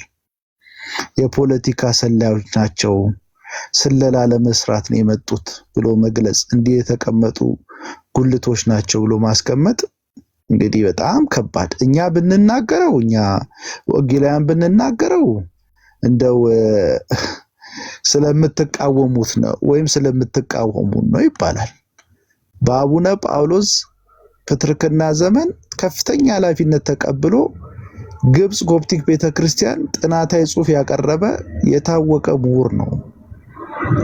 ምሁር ናቸው። የሃይማኖት ሰው ናቸው። አባ ስላሴ ማለት አባ ስማቸው ባክ ይጠፋብኛል። አባ ተስፋ ስላሴ ሞገስ እኚህ ናቸው። እንግዲህ ይሄ ከባድ ማስረጃ ነው። ከኑ ያ በጣም የሚገርም ነው። መጽሐፍ ቅዱሳዊውንም ቀኖናዊውንም ትምህርታቸው ይሄ የሹመት መስፈርት ማያሟሉ ሐዋርያዊ ናቸው እንዳይባል ሐዋርያዊ አገልግሎት ሳይሆን ፖለቲካዊ አገልግሎት፣ ፈርዖናዊ አገልግሎት የሚያገለግሉ የነበሩ ናቸው ማለት ነው። መጽሐፍ ቅዱስ ጳውሎስ ለጢሞቴዎስ ማንም ኤጲስቆጶስነትን ቢፈልግ ብሎ የነገረው ነገር ራሱን የሚገዛ የሚል አንዱ ነው። የሚሰራ እንደሚገባው የሚሰራ የሚል ነው። እንደሚገባቸው የማይሰሩ ብሏቸዋል። ውዝፍ ነው ያላቸው። ምንድን ነው ያላቸው? ጉልት ያላቸው። ግሩም እኮ ነው። እኔ ጉልት የማውቀው ገበያ ነበር። ጉልት ገበያ ነው የማውቀው። እንደሚገባው የሚሰራ የሚለውን የማያከብሩ በቃ እነዚህ ሁሉ ሐዋርያዊ አይደሉም። ለማስተማር የሚበቃ ይላል። ለማስተማር የሚበቃ ቀርቶ የራሳቸውን የኢትዮጵያን ቤተክርስቲያን እምነትና ሃይማኖት የማያውቁ ኦርቶዶክስ ያልሆኑ ማለት እኮ ነው። እምነትና ስርዓት ማያውቅ ከሆነ እምነቱንም ስርዓቱንም የት ይጠብቀዋል? ካላወቀው እንዴት ያምነዋል? ካልሰሙስ እንዴት ያምናሉ? አይደል የሚለው። እምነቱን ካላወቀ እንዴት ያምነዋል? ስለዚህ ኦርቶዶክስ አይደለም ማለት ነው እኮ። ብቻ ነው የሚያስደነግጠው። ለ1600 ዓመታት የተላኩ እነዚህ ጳጳሳት እንግዲህ እምነቱን አይደለም የኢትዮጵያን ቤተክርስቲያን ኦርቶዶክስ ቤተክርስቲያን እምነትና አምልኮ ይቅርና የመጡበትን የግብጽም ቤተክርስቲያን እምነትና አምልኮ ያቁም ከተባለ እኮ ሐዋርያዊ ቅብብሎሽ የሚባለው ነገር እኮ ከሸፈ ማለት ነው። ማለት የግብጹ ሐዋርያዊ ቅብብሎሽ ቢያንስ ኢትዮጵያ ያኔ ሐዋርያዊ ቅብብሎሽ አልነበራትም፣ ያኔ ፓትሪያርክ ስላልነበራት ብለው እንዳይሉ ከግብጽ ተልከው የመጡት እነዚህ 1600 ዓመታት የተላኩ እነዚህ ጳጳሳት ምንም ትምህርት አያውቁም ነበር ማለት ነው። ማለት ሐዋርያዊ ትምህርት አያውቁም ነበር ማለት ነው። ሐዋርያዊ ትምህርት በማርቆስ ስር ያለውን በማርቆስ መንበር ስር ያለውን ሐዋርያዊ ቅብብሎሽ አንዱ ስልጣንም እንዲሁም ደግሞ ትምህርት እስከሆነ ድረስ ትምህርቱን የማያውቅ ሰው መጥቶ ከተቀመጠ ለነዛ ሁሉ ሺህ ዓመታት ታዲያ ምኑ ነው ተካይደ የሚባለው? ማለት ሐዋርያዊ ትምህርት አልነበረም 1500 600 ዓመታት ማለት ነው በኢትዮጵያ ቤተክርስቲያን ውስጥ። ይሄ እኮ በጣም ሾኪንግ የሆነ እኮ ፋይንዲንግ ነው። ሐዋርያዊ ትምህርት አልነበረም የሚል ድምዳሜ ላይ እንድንደርስ የሚያደርገን አያውቁትም ትምህርቱንም አምልኮንም የኛንም የነሱንም ብሎ ነው የሚያስቀምጠው ማለት ኢትዮጵያውያኑን ጭምር ማለት ነው። ከዚህ በላይ እንግዲህ በጣም አስደንጋጭ የሆነ እኔ አለ ብዬ አላስብም። ታዲያ ሐዋርያዊ ቅብብልሽ ምኑ ነው ኖሚናል ካልሆነ የስም ካልሆነ ማለት ነው እና በጣም አስቸጋሪ ነው ሳይሆን የፖለቲካ ቅብብሎሽ ዘረዘሩት እኮ በቃ የፖለቲካ ቅብብሎሽ እንዳላቸው ይዘውላቸው የመጡት ፖለቲካና ባዶ እውቀትን እንደሆነ የተናገሩት። ምንም አይነት ሐዋርያዊ ቅብብሎሽ የለም። ሐዋርያነትን አይደለም ፖለቲካን ሙሉ ለሙሉ የግብጽ ጳጳሳት ወይ ደግሞ ከግብጽ ያስተጋባል መሰለኝ ድምጽ ሙሉ ለሙሉ የግብጽን ሐዋርያነት የተቀበሉት የሐዋርያነት አገልግሎት ራሱ ትክክል እንዳልሆነ ነው። ያ በትክክል በቃ ትምህርቱን ካላወቀው ሊያምነው አይችልም። ለማመን ማወቅ ይቀድማል። ስለዚህ ሃይማኖት የለሽ ነው ማለት ነው። ጳጳስ ተብሎ ሲላክላቸው የነበሩ ጳጳስ ተብለው የሚመጡ የነበሩት ሃይማኖት የለሾች ኤቴይስቶች ናቸው። ኤቴይስታዊ ቅብብሎሽ አብዱላዊ ቅብብሎሽ ሳንጨርስ ኤቴይስታዊ ቅብብሎሽ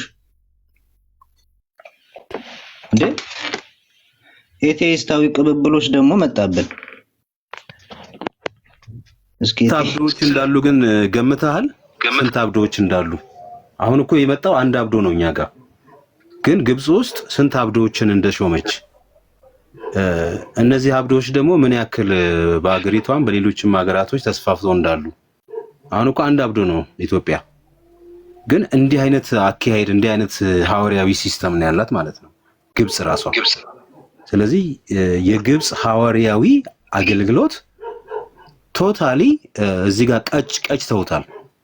እስካሁን ሲቀበሉት የነበረው ሐዋርያዊ አገልግሎትም የፖለቲካ ነው፣ ያለማወቅ ነው፣ የጉልት ነው እያሉ ነው ያስቀምጡት። እስካሁን የመጡት ጉልቶች ናቸው ማለት ነው። ሐዋርያቶች ሳይሆን እየመጡ የሚጎለቱ ጉልቶች ናቸው። ሐዋርያዊ ቅብብል የለውም እንዴ! ስለዚህ እነሱም የጉልት ቸርቻሪ ናቸው ማለት ነው። ኢትዮጵያ ደግሞ ከጉልት ጋር ምን አይነት ግንኙነት እንዳላት ተመልከተው። ምን አይነት ሐዋርያዊ ኮኔክሽን እንዳለ ተመልከተው። እንግዲህ ጉልት ከሆነ ሰው ጋር የሚደረግ ሐዋርያዊ ትስስር ነው። ምን አይነት ትስስር ነው? ስለዚህ ቶታሊ ግልጽ አድርጎ አስቀምጦታል።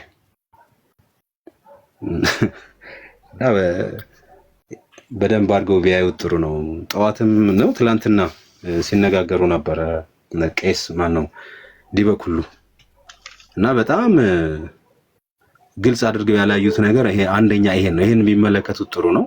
ፕላስ ደግሞ በእንደዚህ አይነት ጉልቶች ቤተክርስቲያኗ ለዘመናት ስትጓዝ እንደከረመች ይሄው በግልጽ አሳይተውናል። ሁለተኛ እዛው ግብጽ ራሷ ማናት እንዲህ አይነት አብዶችን ከነስማቸው አሁን በክርስትና ስም እንኳን አልተጠራም እኮ ቢያንስ አብዶ የተባለው ሰው እዛው የሙስሊም ስም ነው።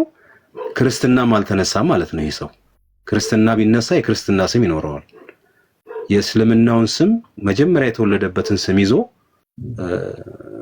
ይሄ ሰው ከመጣ ራሷ ግብጽ ማናት? ምን አይነት ሐዋርያዊ አገልግሎት ነው ያላት ግብጽ ራሷ? ስለዚህ ራሷን ግብጽን ጥያቄ ላይ የሚጥል ነገር ነው።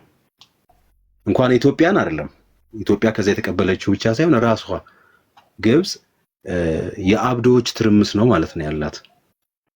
ከዛ በኋላ የመጣውን ጄኔሬሽን ባናቅም ማለት ነው። እና በጣም አሪፍ ሐሳብ ነው። ጥሩ ጽሁፍ ነው አሁን የቀረበው። ስለዚህ አሁን ለነቄስ ዲበኩሉ ጥሩ አሳይመንት ሆነዋቸው ቢወያዩበት እችን ሐሳብ ብናቀበላቸው ጥሩ ነው ለማለት ፈልጋለሁ። ቴንክ ዩ። ቀጥሉ። ያ መጽሐፍ ቅዱስ እንግዲህ በሁለተኛ ጢሞቴዎስ ምዕራፍ 2 ላይ እንግዲህ ልጄ ሆይ አንተ በክርስቶስ ኢየሱስ ባለው ጸጋ በርታ፣ ብዙ ሰዎች የመሰከሩለትን ከኔም የሰማኸውን ሌሎችን ደግሞ ሊያስተምሩ እንግዲህ ትምህርት ነው የሚያመለክተው ለሚችሉ ለታመኑ ሰዎች ለታመኑ ሊያስተምሩ ለሚችሉ ምዕራፍ አንደኛ ጢሞቴዎስ ምዕራፍ 3 ላይ የሚያስተምር መሆን አለበት ይላል። እዚህ ጋር ደግሞ ሊያስተምሩ ለሚችሉ ለታመኑ ሰዎች አደራ ስጥ ነው የሚለው። ለታመኑ ሊያስተምሩ ለሚችሉ። ስለዚህ ሊያስተምሩ የሚችሉ አለመሆናቸው ብቻ አይደለም የሚመጡት ሰዎች። በጣም የሚያስደነግጠው በጣም የሚቀፈውም እኔ እውነት ለመናገር ኢዮሲ ሲያነበው አያም ግላድ አያም ኖት ኦርቶዶክስ እያልኩኝ ነው የሰማሁት የነበረው። ምክንያቱም አስበው እምነትህ በቃ የተመሰረተው አፖስቶሊክ ሰክሰሽን ላይ ነው ብለህ አይ በዚህ በሳክሰሽኑ በኩል ያላለፈ ሰው አስተምሮኝ ወንጌልን ካመንኩ ኢየሱስን ጌታዬ ካደረኩ መዳን አልችልም ብለህ እያመንክ ከዛ ደግሞ ፍርስርሱ ሲወጣ ከዛ ይሄ ቅብብሎሽ ያልከው ነገር ስታየው ሲከፈት ባዶ ሲሆንብህ ድኛለሁ ያልከው እንትንህ ራሱ የጄነሬሽን ከዚህ በኋላ ያለው ትውልድ ራሱ አይድንም ማለት እኮ ነው። እንደዛ ሆነ እየፈራህ ነው የምትኖረው። እንዲሁ የሆነ ሰው ተሳስቶ ይሆን ድንገት የሆነ መሃል ላይ አፍርሶብኝ ይሆን እያልክ ነው የምትሰጋው። ኢየሱስን ማመንህ ጋራንቲ አይሆንም። ቅብብሎሹ ነው ጋራንቲ የሚሆነው። ምክንያቱም በቅብብሎሹ ውስጥ ያላለፈ ሰው ቢነግርህ እንኳን ስለ ኢየሱስን ብታምነው እንኳን ስለማያድንህ ማለት ነው። እነዚህ ደግሞ የመጡት ጭራሽ ሃይማኖታቸውንም ማያውቁ ኤቴስት ማለት ነው። ማያውቁትን ነገር ማያምኑ ኤቴስት ናቸው። ምን ሊያምኑ ይችላሉ ካላወቁት? ሰው እኮ የሚያውቀውን ነገር ነው የሚያምነው። በጣም አስደንጋጭ በጣም ክው የሚያደርግ ነገር ነው ኢዮሲ የሰጠነው። እኔ አም ግላድ አም ኖት ኦርቶዶክስ አልኩኝ። አሁን በጣም እንኳን ደስ አላችሁ። እውነት ኦርቶዶክስ እንደዚህ መታመኛችሁ ምናምን ሆኖ የሆነው ነገር እንዲህ ሲፈርስ ፊት ለፊታችሁ እንዲህ ሜልት ሲያደርግ ስታዩት ያስደነግጣል። እና እውነት በጣም እድለኞች ናችሁ ፕሮቴስታንቶች። እውነት ጴንጤዎች በጣም እድለኛ ናችሁ። መታመኛችሁ ኢየሱስ መሆኑ ክርስቶስ ራሱ መሆኑ እውነት በቃ መታመኛችሁ የሰው ጥበብ አለመሆኑ የሰው አቀባበል ምናምን ቅብብሎሽ አለመሆኑ ኢየሱስ ራሱ መሆኑ በቃ መስቀል ላይ የሞተላችሁ ስለናንተ መዳን መከራን የተቀበለ ስለ ጽድቃችሁም ደግሞ ከሙታን የተነሳው ኢየሱስ እርሱ መሆኑ በጣም እናንተ ደስ ሊላችሁ ነው የሚገባው። ቅብብሎሽ ላይ የተመሰረተውማ እድነት አየነው እኮ እንዲህ ሜልት ነው የሚያደርገው። ሰው ላይ በሰው የሚተማመን ይፈርሳል የሚለው ለዚህ ነው። ሸምበቆ ነው የሰው ነገር ሸምበቆ ነው ተሰብሮ ነው እንትን የሚለው። ይሄ የሰው ስርዓት መተማመን እንደዚህ ነው ችግሩ። ጌታ ኢየሱስ በእኔ የሚያምን አለ እንጂ በቅብብሎሹ በኩል ሲመጣለት የሚያምን አላለም። ጴንጤዎች እውነት አመስግኑ ጌታን፣ መታመኛችሁ እሱ ብቻ መሆኑ። ዋው አስደንጋጭ ነው በጣም ነው።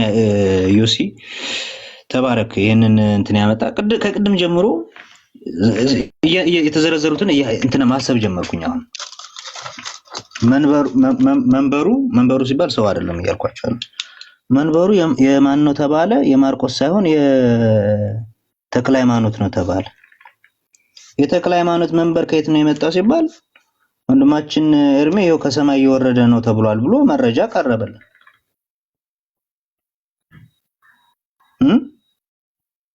መረጃ ቀረበልን። ከሰማይ እየወረደ ነው፣ የተክለ ሃይማኖት ነው፣ የማርቆስም አይደለም ተባለ። የማርቆስ ሲባል ማርቆስ ሐዋርያ ነው ወይ ሲባል አይደለም ተባለ። እሺ እሱንም ደንግጠን ስንሄድ አረ ጳጳስ አይሾም ምናምን የሚለው እንደ ዴባ ፈረሰው። ወይ ጉድ ስንል ያብዱል መጣ። ያብዱልን ሳንጨርስ ደግሞ ጭራሽ አባ ሰላማን የተሾሙት የኦርቶዶክስ መጽሐፍት እንደሚሉት ከሆነ አባ ሰላማ የተሾሙት በከንፈርና ከንፈር ነው፣ እጅ በመጫንም በትንፋሽም ምናምን እንደሚሉትም አይደለም ተባለ። ከንፈር ለከንፈር በመሳሳም ነው ተባለ። ኧረ ጉድ! ይሄንን በቃ ይሄ ራሴን አመመኝ በቃኝ ብዬ ሳልጨርስ በድንጋጤ ክው ብዬ ሳልጨርስ ጭራሽ ደግሞ የሚመጡ የነበሩትም በሙስና ነው፣ በገንዘብ ነው እየተገዙ ነው የሚመጡት የነበረው። የሐዋርያት ቀኖና 29 ላይ ደግሞ በገንዘብ የሚገዛ ከሆነ ሻጩም ገዢውም ተወግዟል ተባለ። እሱን በቃ ሳንጨርስ ደንግጠን ምናምን ነገር ልክ ደግሞ ስንቀጥል እንዴ ኧረ የሚመጡት ኤቴይስት ናቸው፣ ምንም የማያውቁ ናቸው ተባለ። ኧረ መረጃ እየፈሰሰ ነው። የሚመጡት ኤቴይስት ናቸው፣ ጉልቶች ናቸው። ማን? የቤተ ክርስቲያኒቱ ሊቃውንት ምንም አያውቁም። እምነታቸው ምን እንደሆነ አያውቁም። ምን እንደሚያምኑም አያውቁም። ቀኖናውም ደግሞ ስርዓቱ ምን እንደሆነ እንኳን አያውቁም። እነማን? ጳጳሳቶቹ የሚመጡት ፈረሰ። ኧረ ጉድ ብለን ደንግጠን ደግሞ ስንመጣ በባርነት እንትኑ ኢትዮጵያውያን እንትን ተብለው ነው ጳጳስ መሾም አይችልም እየተባለ በሿሿ ነው ጳጳስ ሲልኩ የነበረው ተብሎ ቤተክርስቲያኒቱ ሿሿ ስትሰራ እንደነበረ ተነገረን። ቤተክርስቲያኒቱ የእስክንድርያ ቤተክርስቲያን መጽሐፍ ጽፋ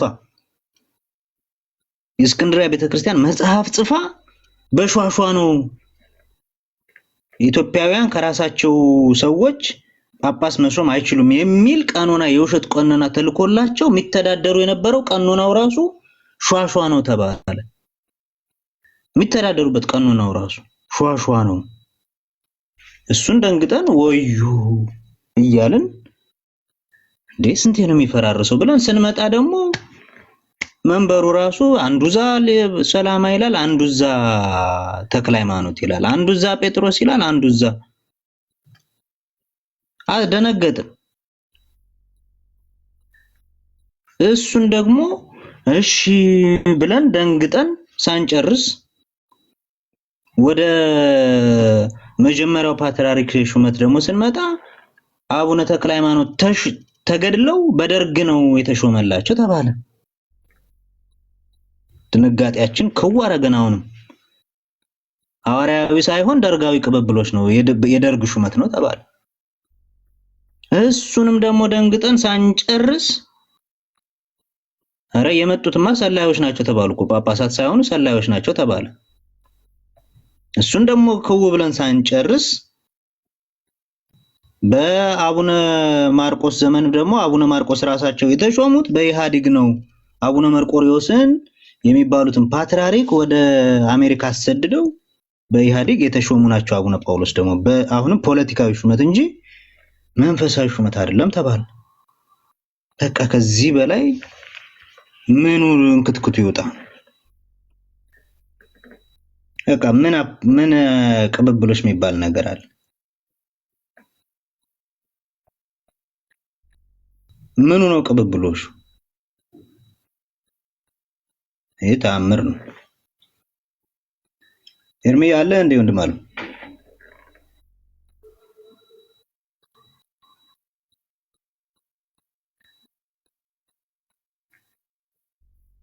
እንዲህ ደብዳቤ አለና እሱን የሚቻል ከሆነ ማንበብ እችላለሁ። ኦኬ እሺ፣ ኤርሚ እስኪመጣ ድረስ እሺ። ደብዳቤው ምንድነው? የኢትዮጵያ ኦርቶዶክስ ተዋሕዶ ቤተክርስቲያን ሃይማኖትና ስርዓት ላይ ነው ያለው። ደብዳቤው ምንድነው የሚለው? 6 አንቀጾች አሉት። የኢትዮጵያ መንፈሳዊ ጉባኤ በሰኔ 14 ቀን 1934 ዓመተ ምህረት ለብፁዕ አቡነ መርቆሬዎስ የላከው 6 ጥያቄዎችን የተመለከተ ደብዳቤ ይላል። ከነዚህ መካከል እንግዲህ እለፍ አድርጌ ማንበብ እችላለሁ። እንዲህ ይላል። የኢትዮጵያ ቤተክርስቲያን ባለስልጣኖችን ለብፁዕ አባታቸው ለሊቀ ጳጳስ አቡነ መቃርየስ የግብፁ ማለት ነው በትህትና ሰላምታቸውን እያቀረበ ለቅዱስ ማርቆስ መንበር ተቀምጠው ይባርኳቸው ዘንድ ስለተመረጡ ደስታቸውን ይገልጣሉ ይልና ከዚህ በኋላ ቀጥሎ ያለውን ሐሳብ ሲያቀርቡ ብፁዕ አባታችን አቡነ መቃርያስ በነገሩ በጣም እንዲያስቡበትና መልካም ፍጻሜ እንዲያገኙ ተስማምተው ነው። ብፁዕ አባታችን ሆይ ኢትዮጵያ በፋሺስት መንግስት በተወረረችበት ሰዓት የኢትዮጵያ ቤተክርስቲያን ከእስክንድሪያ ቤተክርስቲያን ተለይታ እንድትኖር በጠላት የተመሰረተ ሐሳብ መሆኑ ታውቋል ይላል። ይሄ በደብዳቤ የሚገልጸው ኢትዮጵያ ችግር በገጠማት ጊዜ ግብፅ ጳጳሴን አልክም ትልና አገሪቱ ያለ ጳጳስ ትሆናለች። አገሪቱ ያለ ጳጳስ ትሆናለች። ከዛ ያለ ጳጳስ ትሆንና ይቋረጣል ማለት ነው። ይቋረጣል። ከዛ ይቋረጣል። ስለዚህ እዚህ ጋር ሲያነብ ምንድነው የሚለው? ኢትዮጵያ በፋሺስት መንግስት በተወረረችበት ሰዓት የኢትዮጵያ ቤተክርስቲያን ከእስክንድሪያ ቤተክርስቲያን ተለይታ ምን ብላ ተለይታ እንድትኖር በጠላት የተመሰረተ ሐሳብ መሆኑ ታውቋል። በፊተኞቹም ዘመናት ውስጥ በኢትዮጵያ ላይ የጦር አደጋ በደረሰ ቁጥር የኢትዮጵያ ቤተክርስቲያን ከእስክንድርያ ቤተክርስቲያን ጋር መገናኘቷ እየተቋረጠባት መገናኘቷ እየተቆረጠባት የመከራው ዘመን እስካልፍ ድረስ ራሷን ችላ መኖሯ የታወቀ ነው ይላል። በመከራ እያለፈች ነው። በዚህ አማካኝነት ጳጳስ ሳይኖር የሚሞቱ ሰዎች ምን ሊሆኑ ነው? በዚህ ዘመን ላይ በራሳቸው እየተዳደሩ ማለት ነው። ያለ ጳጳስ የኖረችበት ወቅት ዘመን አለ ማለት ነው። ቤተክርስቲያኗ በራሳቸው የሚኖሩበት የመከራዋንም ዘመን በሃይማኖቷ ጸንታ ወደ ሰላም ዘመን በደረሰች ቁጥር ከማርቆስ መንበር ላይ የተቀመጠውን አባቷን ከመፈለግ አቋርጣ አታውቅም። ያሳዝናል። ይሄ ሁሉ መከራ ካለፈባት በኋላ እንደገና ማርቆስን ፍለጋ ትሄዳለች። ጌታ እኮ ከዚህ ነው የገላገለን። ይሄን ሁሉ መከራ ካለፉ በኋላ አሁንም ደግሞ አባት አለኝ ብላ ልክ እንደ እንጀራ አባት እዛ ትፈልጋለች ማለት ነው። ምንድነው አባቱ የጠፋው ልጅ አይነት አባት ተብየው ተረስቷል። ቶታሊ ፍጹም እኮ አባትነትም አታይበትም። ምክንያቱም አባት ማለት ለልጁ የሚራራ ማለት ነው። አባት ማለት አውቶማቲካሊ ፕሮቴክት የሚያደርግ ነው። ልጆቹን ለምሳሌ እኔ ልጆች ሲርባቸው ራዝኝላቸው አይደለም፣ በቃ አውቶማቲካሊ ለልጆቼ ፕሮቴክት አደርጋለሁ። እነዚህ የግብፅ የሚላኩ ሰዎች አባት አይደሉም። ኤርሚያስ ላይ ነው አይደል የሚናገር? ቅጥረኞች እረኛ የሚላቸው የበጎቹን ምን ይበላሉ? የበጎቹን ስጋውን ይበላሉ። እንደገና ደግሞ ቆንቶል ይሄ ጸጉሩን ለጥሩ ነገር ይጠቀሙበታል። ከዛም በኋላ ምንም አይነት ለበጎቹ ደንታ የሌላቸው ማለት። ስለዚህ እዚህ አባት የተባሉት ሰዎች ምኖች ናቸው አለ? ሰዎቹ አይደለም የሚፈልጓቸው።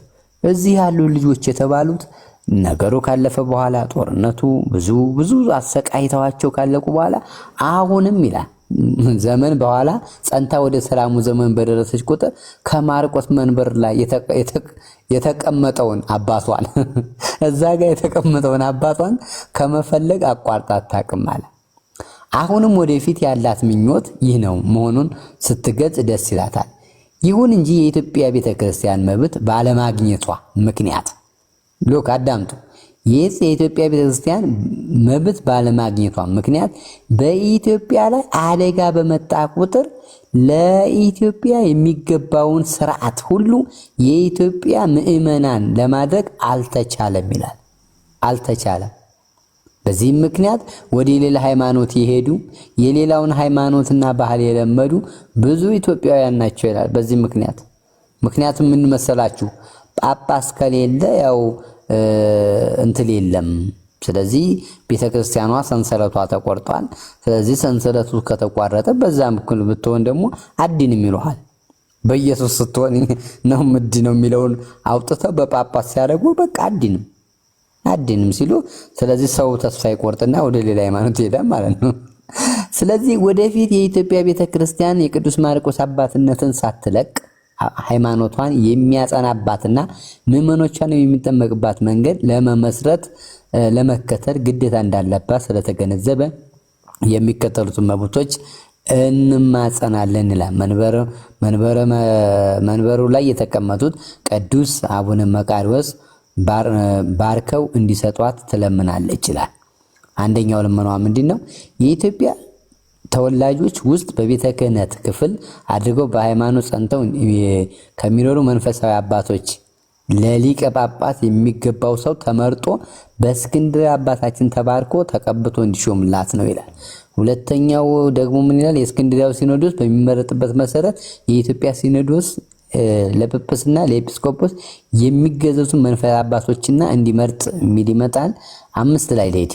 አምስተኛው ኢትዮጵያ በውድ ሳይሆን በግድ በጦር ኃይል ከእስክንድርያ ጋር እንዳትገናኝ ተከልክላ በተቋረጠችበት ጊዜ ሉክ በደንብ ይችን አዳምጡኝ። ኢትዮጵያ በውድ ሳይሆን በምን በግድ በጦር ኃይል ግብጽ ጋር ስትጣላ ጳጳስ አንልክም ይላል እና የሃይማኖት ነው ወዳጆች። ኢትዮጵያ በውድ ሳይሆን በግድ በጦር ኃይል ከእስክንድርያ ጋር እንዳትገናኝ ተከልክላ በተቋረጠችበት ጊዜ በሃይማኖቷ ጸንታ ወደ ሰላመ ዘመን እስክትደርስ መርጣ የሾመቻቸውን ጳጳሳት ከግዘቱ እንዲፈቱላት።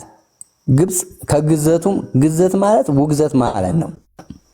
ልክ ግብጽ ኢትዮጵያ ጋር ስትጣላ ጳጳስ እንትን ካለ ጳጳስ ታወግዛለች የኢትዮጵያ ጳጳስ። ከዚህ በኋላ ምናምንና የኢትዮጵያ ጳጳስ ይወገዛሉ። ከዛ ይወገዛሉ። አሁን እንደገና ደግሞ እዚህ ያሉ ሰዎች ልመና ይለምናሉ። ምን ብለው?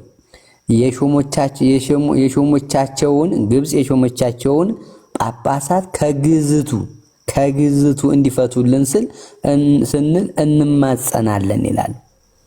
ሲፈልጉ የሚገዝቱት፣ ሲፈልጉ የሚለቁት፣ ሲፈልጉ የሚያረጉት የጵጵስናን ትል ማለት ነው። ጎሄር ቀጥሉ ቤተሰብ።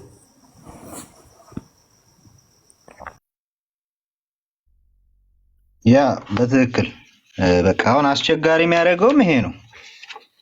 ቤተክርስቲያኒቱ ያለ ጳጳስ ስትሆን የሚሾም አይኖርም። የሚሾም ከሌለ ደግሞ ያው በእነሱ ጳጳስ እጁን ጭኖበት እፍ ብሎበት እንትን ያላለው መስበክም ማስተማርም አይችልም። እዚሁ መጽሐፍ ላይ ምን ይላል? ኢትዮጵያ ከወላጆቿ መካከል ጳጳስ መሾም የለባትም ብለው የፈጠራ ጽሑፍ በፍትሐ ነገሥት ላይ በመደንቀራቸው ለ1600 ዓመታት ያህል በባዕድ ተጽዕኖ ስር የወደቀችው የኢትዮጵያ ቤተክርስቲያን እምነቷን እንደ ልቧ ለማስፋፋት ከፍተኛ የሆነ የእምነት አባቶች እጥረት የታየበት በርካታ ዓመታትን አሳልፋለች ይላል። አይ እምነቷን እንደ ልቧ ለማስፋፋት ኢየሱስ ክርስቶስን ለመስበክ ጳጳስ ከሌለ አትሰብክም። አንተ ይሄ በጣም እኮ ከባድ ነገር ነው። ጳጳስ ከሌለ ኢየሱስ አይሰበክም። ጳጳስ ከሌለ ኢየሱስ የክርስቶስ ወንጌል አይነገርም።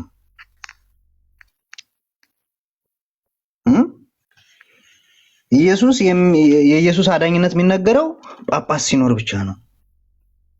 በጣም እኮ ከባድ እኮ ነው።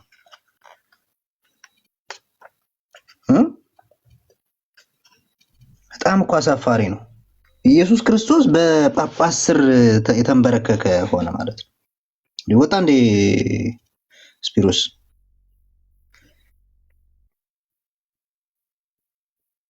አሁን ልሰጠው ነበር።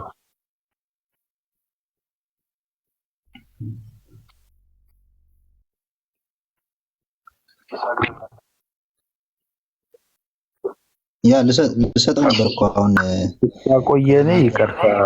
እስኪ ግባ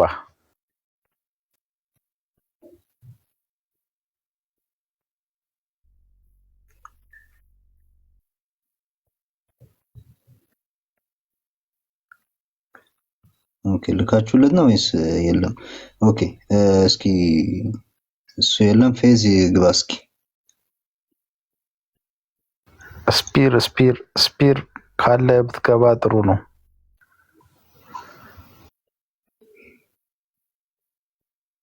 እስኪ ለፌዝ ደግሞ ልኬለታለሁ። እስኪ እሱ ይግባና ያስረዳን። እስካሁን የተባሉ ሁሉ በጣም